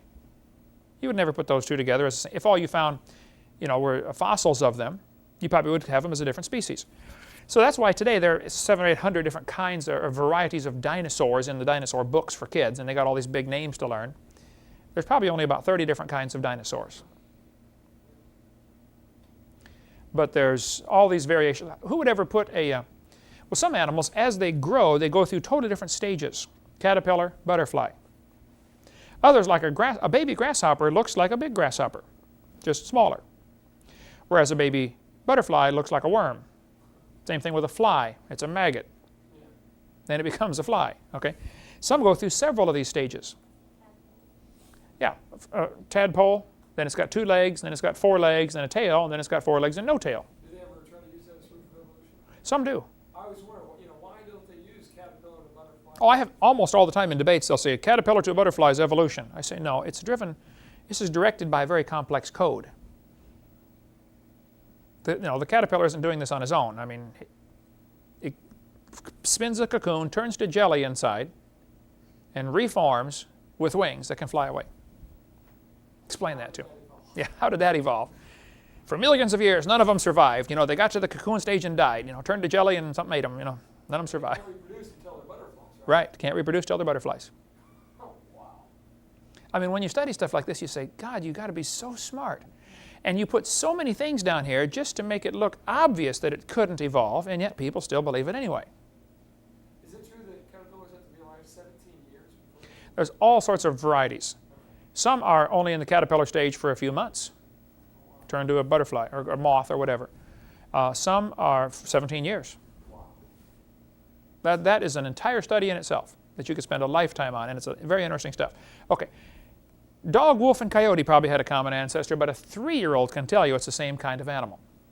When I do at churches now, I'll say, okay, I got some animals up here on the screen. How many kids are 5 and under? Raise your hand. By then the parents got to wake them up, you know, hey, wake up, kid, raise your hand. Okay. Okay, now boys and girls, now let's see who can be the first one to tell me the answer to this one. Here we have a dog, a wolf, a coyote, and a banana. Which one is not like the others? And I'll get some 5-year-old to raise their hand, and I'll make everybody clap. Yeah, hey, Johnny got it here, you know. It's obvious. And yet somehow they don't see it. If Charlie wants to believe a dog and a banana have a common ancestor, I don't care what Charlie believes. But that's not science. That's his religion. And I still am 0 for 50. In the 50 debates I've done, I have never gotten an evolutionist to admit that evolution is religion. I've come close. Have you? But I mean, once they realize what they're about to say, They stop. they stop. They can't say that, you know, right? But it is. See, because once they admit it's a religion, then they're going to say, well, then we shouldn't be teaching this in school, should we? It's precisely my point.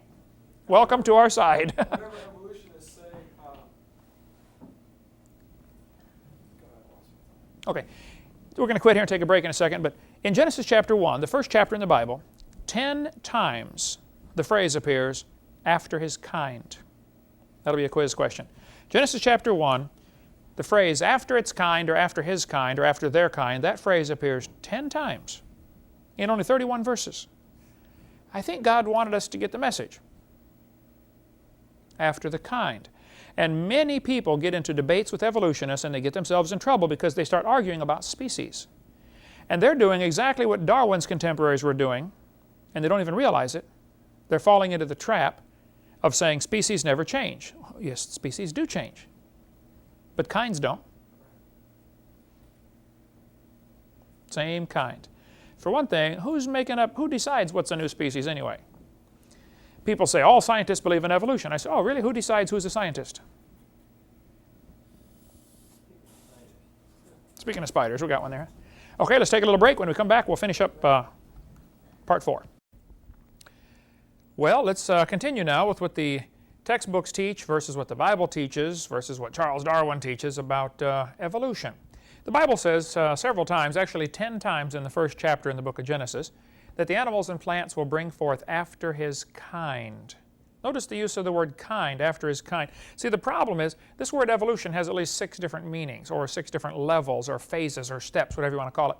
The first one would be cosmic evolution. That's the Big Bang. We talked about that in an earlier session. And then there's chemical evolution, and then stellar evolution, and then organic evolution. That's the origin of matter. And then macroevolution. Now, the last one is called microevolution. I object to the term. Okay, I don't think microevolution is a good term, but we're stuck with it. Okay, everybody uses the term microevolution, so let's just define this now and show you that microevolution happens, but it should just be called a variation within the kind, exactly like the Bible says. Macroevolution is what does not happen. And some professors are always trying to give me a hard time saying, well, just exactly where is the line between micro and macro? Well, I don't know exactly where the line is in all cases, but it's obvious there is a line. See, evolution is a religious worldview when you get above microevolution. Nobody's ever observed any macroevolution. Evolution is a religion because its followers believe that it can violate the laws of thermodynamics, the first and second laws. They ascribe to evolution, this mystical force that they call evolution, they give it the same power that we give to God. Evolution knows what it wants, or evolution directs things to happen, or evolution can overcome the laws that we see in nature, like the first and second laws of thermodynamics. So it gives evolution, which is its God actually, the power to create the universe and to create life. Evolution calls for faith in all sorts of things. You have to believe matter created itself. You have to believe matter can come to life and then learn to reproduce, and then change from one kind to another. All of that stuff is purely taken on faith. There's no evidence for that whatsoever. Thirdly, members who no longer believe in evolution will be excommunicated. I mean, if you stop believing this theory, you will lose your job. And there are many professors and teachers in school who have become critical of evolution theory and have lost their job. It just is, it's discrimination. It happens all across the country, though. Fourthly, only members in good standing, then, are considered worthy of judgment, and therefore, if you don't believe in evolution, you're not worthy of judgment, so all those worthy of judgment believe in evolution. That sounds like Soviet style to me. A teacher gets up in the Soviet Union 10 years ago and says, kids, I don't believe in communism anymore. Well, he's going to lose his job or his life. And then they can survey all the teachers and say, how many believe in communism? And of course, they all raise their hand. And they'll say, see, kids, all the teachers believe in communism. Therefore, it must be true. That's a Russian-style ballot, what we've got here in America, when it comes to evolution. Because if a teacher stands up against the evolution theory, they are likely to lose their job or certainly their government grants. Their financing will dry up. Ask Robert Gentry what happened to him at Oak Ridge Laboratories when he started publishing information against the evolution theory. Evolution tries to answer the basic questions to life, like who are we, why are we here, where did we come from, where are we going when we die. It does the same thing any other religion does. It answers the 4 basic questions to life. And evolution is often deified. If you look in literature dealing with the subject, you'll see the word evolution is capitalized, as if it is God of some kind, and it's certainly not. Evolutionists like to focus the discussion on microevolution because that's all there are is examples from microevolution. There are thousands of examples of that. You know, dogs produce a variety of dogs, and they'll say, see, evolution happens. No, microevolution happens. Variations happen, but that doesn't extend any farther than that. And they keep focusing on examples from microevolution because they want to draw the attention away from the fact that there is no evidence for any of the rest of them. They are all pure religion. So I get all sorts of letters and phone calls and emails from folks that are upset with me because I try to include the other 5 in with evolution theory. And they'll say, well, evolution doesn't deal with the origin of life. Evolution doesn't deal with the Big Bang. Okay, if that's really what you mean, then why don't you help me get that stuff out of the textbooks? See, they don't want to help get it out of the textbooks. They like it in there because it kind of helps, foster what they believe, but it's certainly not part of science.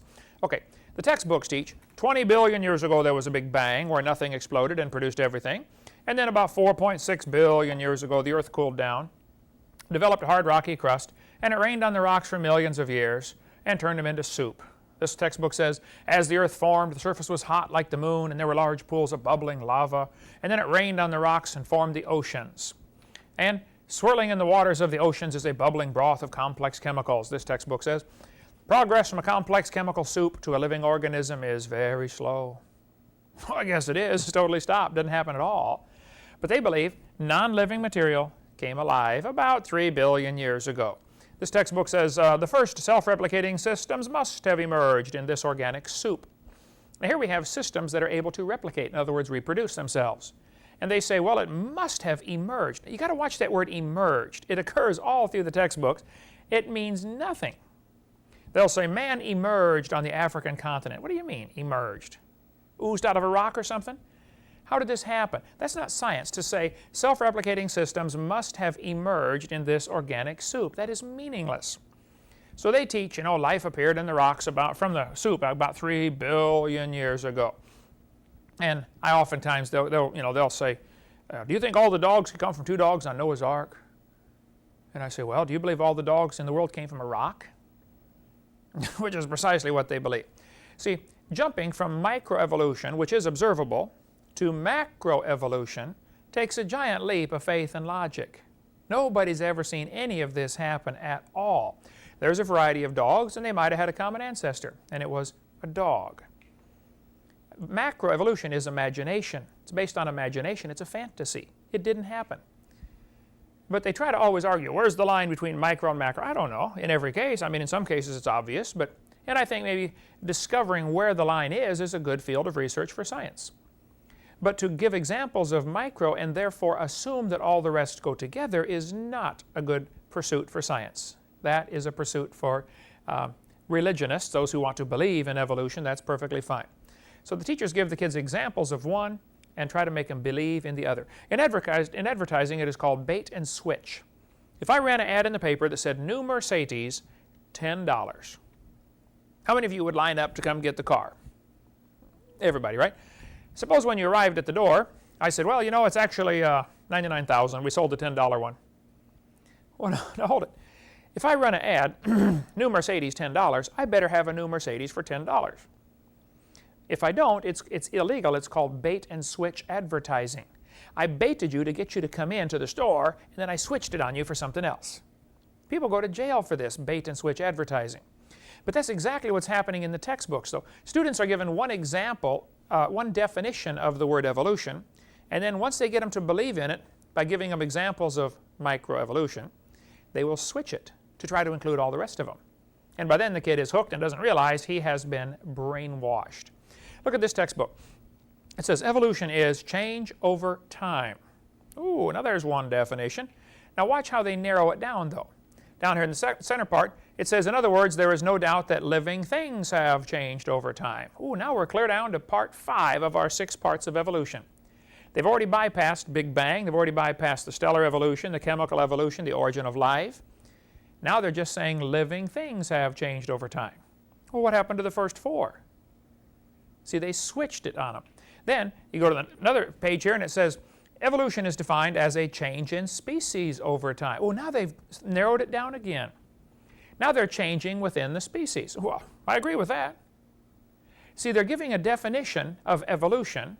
They keep changing the definition. If evolution is really a change in species over time, then let's get the Big Bang out of the textbook. And let's get origin of life out of the textbook, because that's not part of this. That's how they bait and switch the kids every time.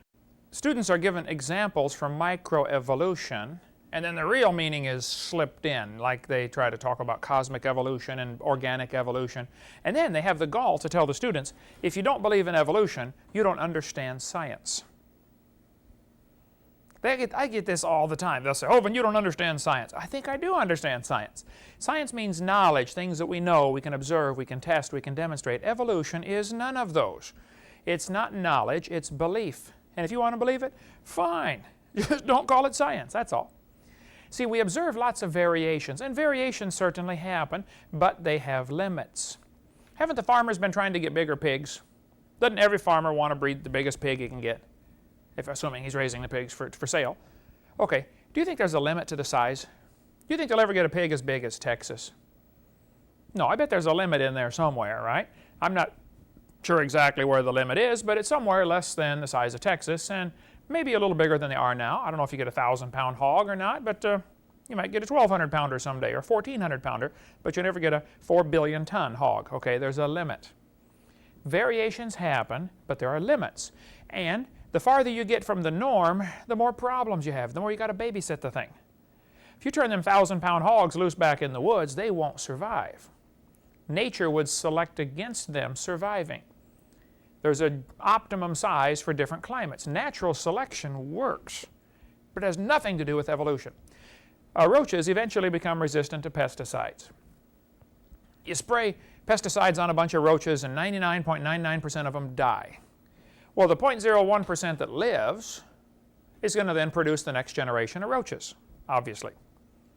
And now, out of those kids, maybe half of them die from the pesticide because half of them inherited a resistance. Okay, that happens. And then eventually you can get a whole population of roaches that are resistant to a particular pesticide. Okay, it's still a roach. And the variation, the information for the variation was already in the gene pool. See, roaches might become resistant to pesticides, but they'll never become resistant to a sledgehammer. There's a limit to the resistance. And they produce the same kind of plant or animal. Variations are still the same kind. When you get into a discussion on evolution, I recommend you don't use the word species. Stick with the word kind. The biblical kind were those that originally were able to reproduce and produce a viable offspring. At one of the aquariums, they have the whalpin, a cross between a killer whale and a dolphin. Well, I don't know if a killer whale and a dolphin came from the same kind or not. They might originally been one kind of animal that diversified into killer whales and dolphins. I don't know. They certainly are interfertile under special conditions. So I don't know exactly where the line is in every case between what is a kind. And that would be a good field for research. But the fact that we don't know where the line is doesn't mean there isn't a line. And it doesn't mean the biblical definition is not correct. Those that originally were able to reproduce after their kind. See, the information for the variation has to already be present in the gene pool. Maybe you heard about the guys that were trying to find the Northwest Passage across Canada to get to from the Atlantic to the Pacific. Turns out there isn't one, but they were looking for it. And some of the guys got caught up in there and froze. Well, they dug up the bodies and found out these guys were resistant to penicillin. Well, penicillin hadn't been invented yet. So the resistance to penicillin is already in the gene code someplace. And some people have it, some don't. Like some people can roll their tongue and some can't. I can't, okay? That's just something that's in the gene code. And it's not something that's added or taken away. It's just you can select for that. If you killed everybody that couldn't roll their tongue every 20 years, you killed everybody that couldn't roll their tongue, eventually you'd get a whole population of tongue rollers. Okay, they're still people. That's not evolution. That's variation. Now, the gene pool of the new variety is always more limited. Somebody spent years crossbreeding dogs to develop the Chihuahua. Imagine that, all that work to make a dog that is 100% useless. Turn all the Chihuahuas loose back into the woods and tell me how long they'll last. They'd run up to the wolf, yip, yip, yip, yip, yip, yip, yip, crunch, end of gene pool. They wouldn't survive. You have to babysit them. You got to protect them because they can't protect themselves. So that is an example of artificial selection where man selected a particular trait and kept selecting and selecting and ended up with a Great Dane or a Chihuahua or whatever. That's natural. That's artificial selection, and it works with some pretty wild varieties. But they're still a dog. They still have the genes for dog, and they're still interfertile. Genetic information is always lost, not added, when you get a variation like that that is selected either by artificial or natural selection. Some information is lost. I come from Illinois, corn country. They have so many kinds of corn up there, they have to number them. You drive down the highway and you'll see, BX65, don't mix it up with XL29, something will blow up. But you can crossbreed your corn from now till the cows come home, and you always get corn. You will never get a hamster or a tomato or a whale to grow on that corn stalk. It's not going to happen. See, variations happen within the kind, and that's all we ever observe. There's a variety of dogs, and they might have had a common ancestor. It was a dog. It could be that the horse and the zebra had a common ancestor. I wouldn't argue with that. But it looks like a horse. Stand back and look at it. Okay, it's the same kind of animal. There's varieties of cows, and they probably had a common ancestor, and it was a cow. There are all kinds of varieties, but they're limited at that. Okay, and you have to stress that. If somebody says, we've got evidence for evolution, they'll always give you an example of microevolution. Always. Never anything beyond that. No animal changing from one kind into another. See, what happened, Hutton wrote his book in the late 1700s, 1795, and that book began to take away the idea of a 6,000-year Earth. People began to believe the Earth is millions of years old, or at least, hundreds of thousands of years old in 1795. And then along came Charlie Lyell and wrote this book, Principles of Geology, and he took away the flood. After people read this book, they said, wow, maybe those layers weren't formed by a flood. Maybe they're formed by, millions of years of slow accumulation. And this book really changed people's worldview. And then along came Charlie Darwin and wrote this book, The Origin of Species, and he took away the creator. Everybody started thinking, well, maybe we got here without a creator. Maybe evolution is how it happened. And boy, people's worldview was changed. And those three false teachings are still in textbooks today. They're still teaching the Earth is millions of years old. They're still teaching today's processes created the Earth and created the canyons and all the features we see, and it avoids the obvious use of catastrophes to create these things. And they're still teaching evolution occurs. That stuff's in textbooks right now in your county and my county. The Bible warned us about science that is falsely so-called. Now, I like science, and I've got tons of science books, but science that is falsely so-called, that's where evolution fits in. It is called science, but it should not be called science. It's actually a religious worldview. There is no scientific evidence to back it up. And even Christians that go to college and learn this stuff have their faith destroyed. This professor said, as were many persons from Alabama, I was a born-again Christian. When I was 15, I entered the Southern Baptist Church with great fervor and interest in the fundamentalist religion. I left at 17 when I got to the University of Alabama and heard about evolution theory. And that professor now teaches at Harvard University and destroys the faith of thousands of other kids who come through his class. Because he went off to school unprepared to handle the evolution philosophy that was going to be crammed down his throat, and he believed it. Especially at 17, you got to figure the hormones develop faster than the brain. Satan knows to get the kids the first couple of years of college because they kind of like an idea to get away from God anyway, and the restrictions of the Christian fundamentalist religion. Thou shalt not commit adultery and stealing and lying and all these kind of stuff. And all of a sudden it's pretty nice to not have a God telling you what to do. Especially in a prosperous country like America. Nobody wants restrictions on their lifestyle because there's so many opportunities to sin. And as the Bible says, there's pleasure in sin for a season. That season will come to an end, and then you got to reap what you sowed. Do you know 75% of all the kids that go from Christian homes to secular universities, public schools, and universities will lose their faith after 1 year of college? I remember my freshman year at Illinois Central College. I had teachers who thought it was their duty in life to destroy my faith as a Christian. And it was a trial and a struggle. And if you go to a secular college, I guarantee you'll have at least one, probably several, but you'll have some teachers who just think it's their duty in life to ruin your faith. And they've got all their pet questions they'll ask you, can God make a rock so big you can't lift it, and all this kind of stuff, if God is good, why is there evil in the world? And all these questions have been answered years ago. But they'll bring them up to the freshman who doesn't have an answer, and the kid goes home and starts to lose his confidence in God's Word. And then, of course, he's away from home, and he's got the peer pressure of his friends who are drinking and have premarital sex and all this kind of stuff, and it just it destroys a large percentage of them. Now, as much as I like science, and there's an awful lot of good science in these books, there's some poison in there. Kids love to learn. I mean, that's normal. I think it's a God-given trait where people want to learn. I like to learn things, okay? But what are we teaching them anyway? Everybody tries to convert others to believe like they believe. I'm working to get you converted to believe like I believe.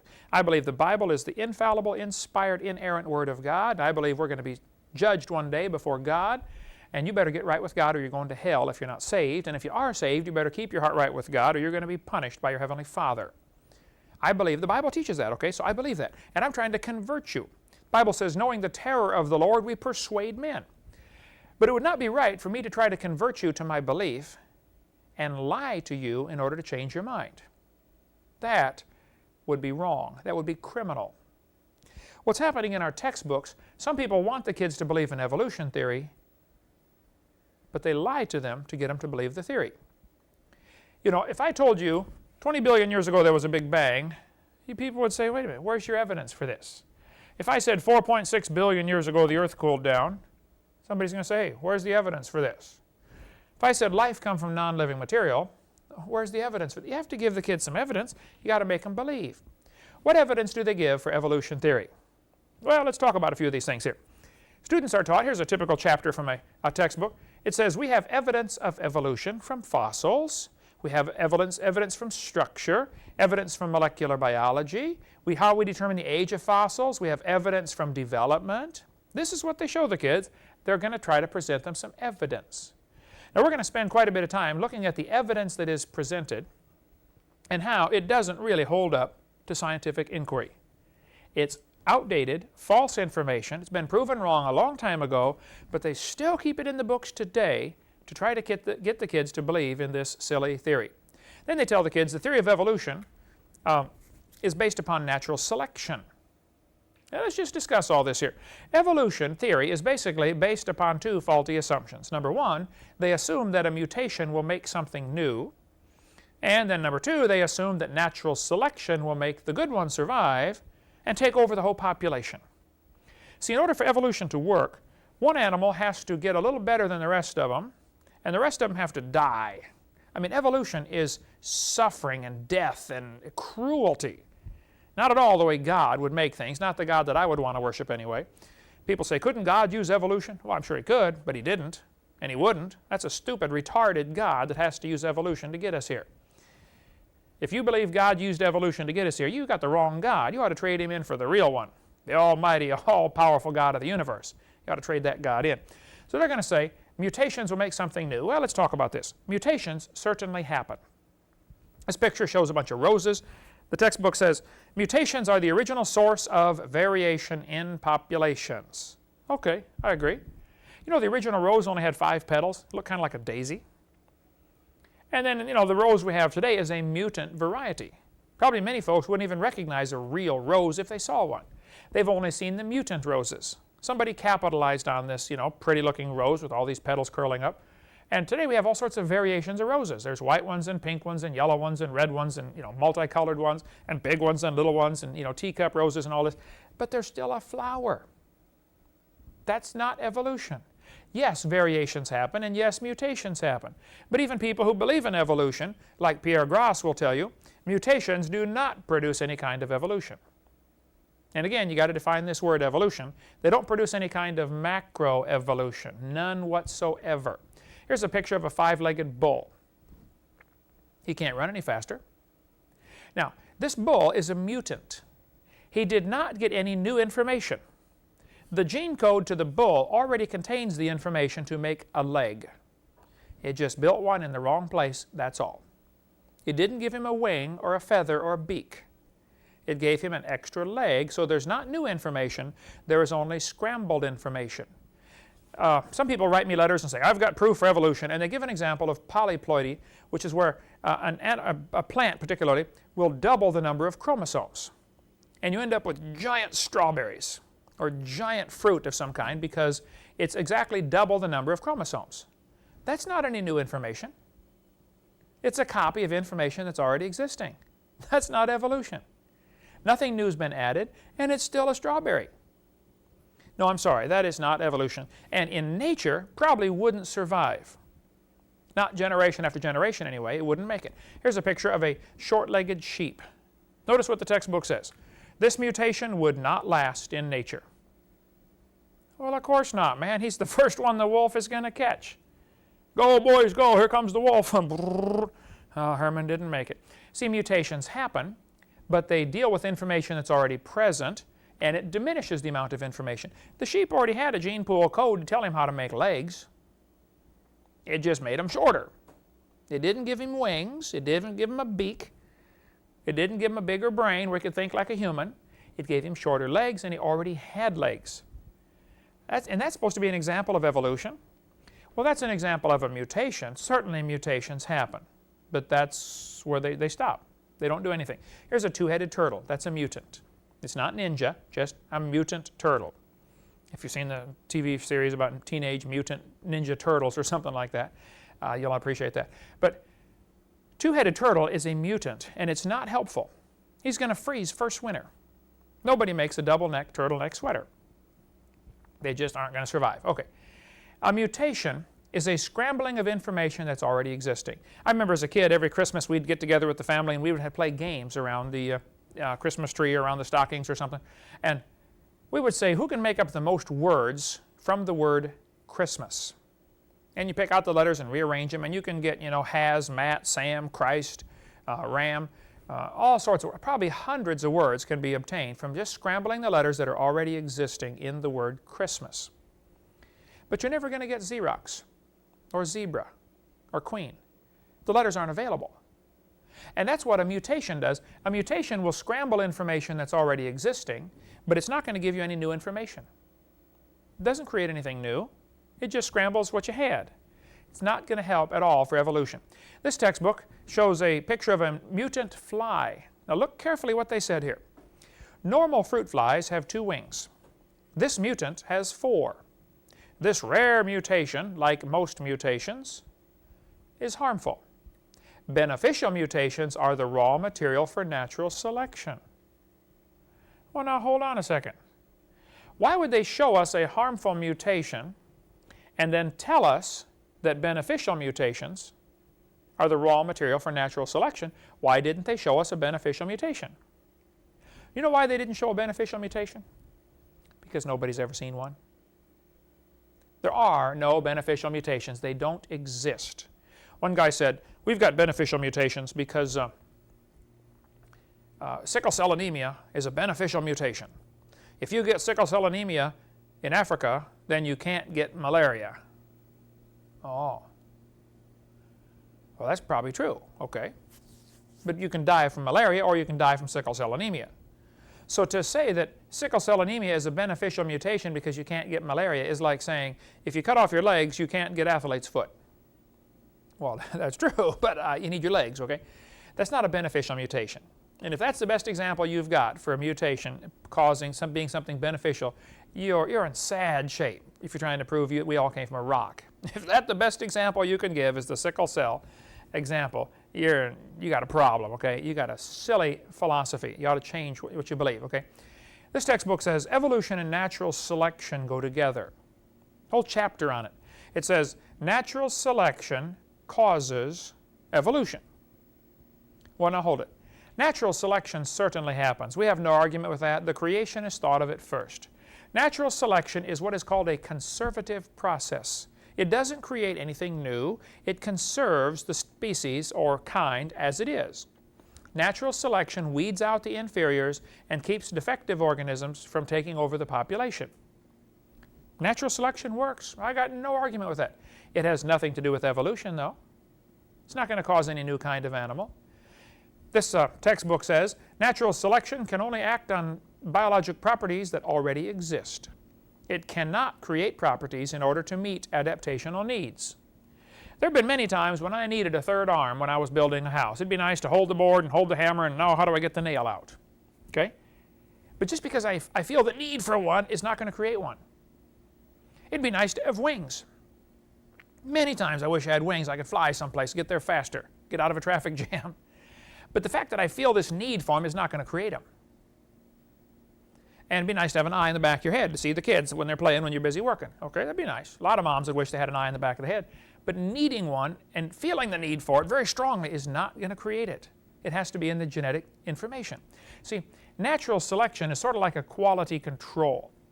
If you worked in a factory that produced cars, I worked at General Motors, okay? And when I worked there at General Motors, we built trucks. GM Truck and Coach Plant, Pontiac, Michigan. Plant number 6. If I'm working on the assembly line, building these trucks, and when they get to the end of the assembly line, somebody checks them.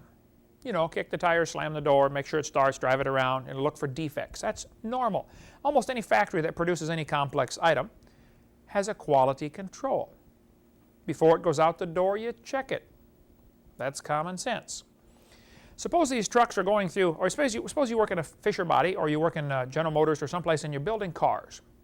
And your job is to check every car that comes by and look for defects. If you find a defect and it's very serious, you reject it.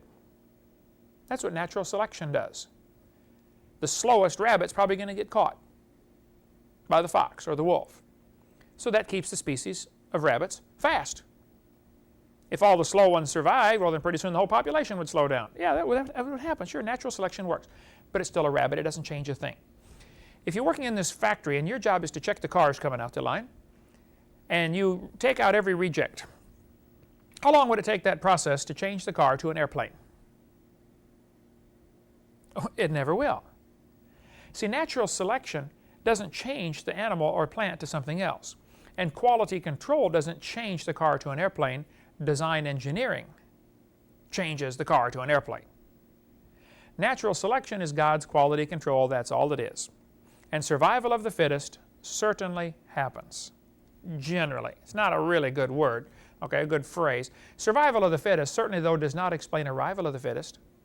The fact that the fastest rabbits generally survive doesn't tell you how the rabbits came to be. It doesn't help you at all explaining how the rabbits came to be. And survival of the fittest is what is often called a tautology. That is a sentence that means nothing. I'll show you how it works. Ask a professor, say, excuse me, sir, could you please tell me why this one survived? They say, well, because it's the fittest. Oh, question. How do you know it's the fittest? Well, because it survived. Oh, I see. That's why it's called a tautology. It's a useless phrase. Yes, I'll go along with probably generally the strongest survive, okay, but that has nothing to do with evolution whatsoever. If a whale goes through a school of fish and eats 80% of them, it's not survival of the fittest. It's called survival of the luckiest. And that's what really happens. Survival of the fittest, it's a useless phrase, okay? Probably because of natural pressures, the strongest in certain areas will survive, or the fastest, or the smartest, or whatever, but it doesn't change it to something else. It's still the same kind. And you have to keep that thought in mind. Okay, next week we'll take up where we left off, talking about more about Charlie Darwin's book and some of the examples they give today in the textbooks for evolution, and all of which have been proven wrong. And this is the kind of information that will help students that have to go to public school. We'll cover that next week.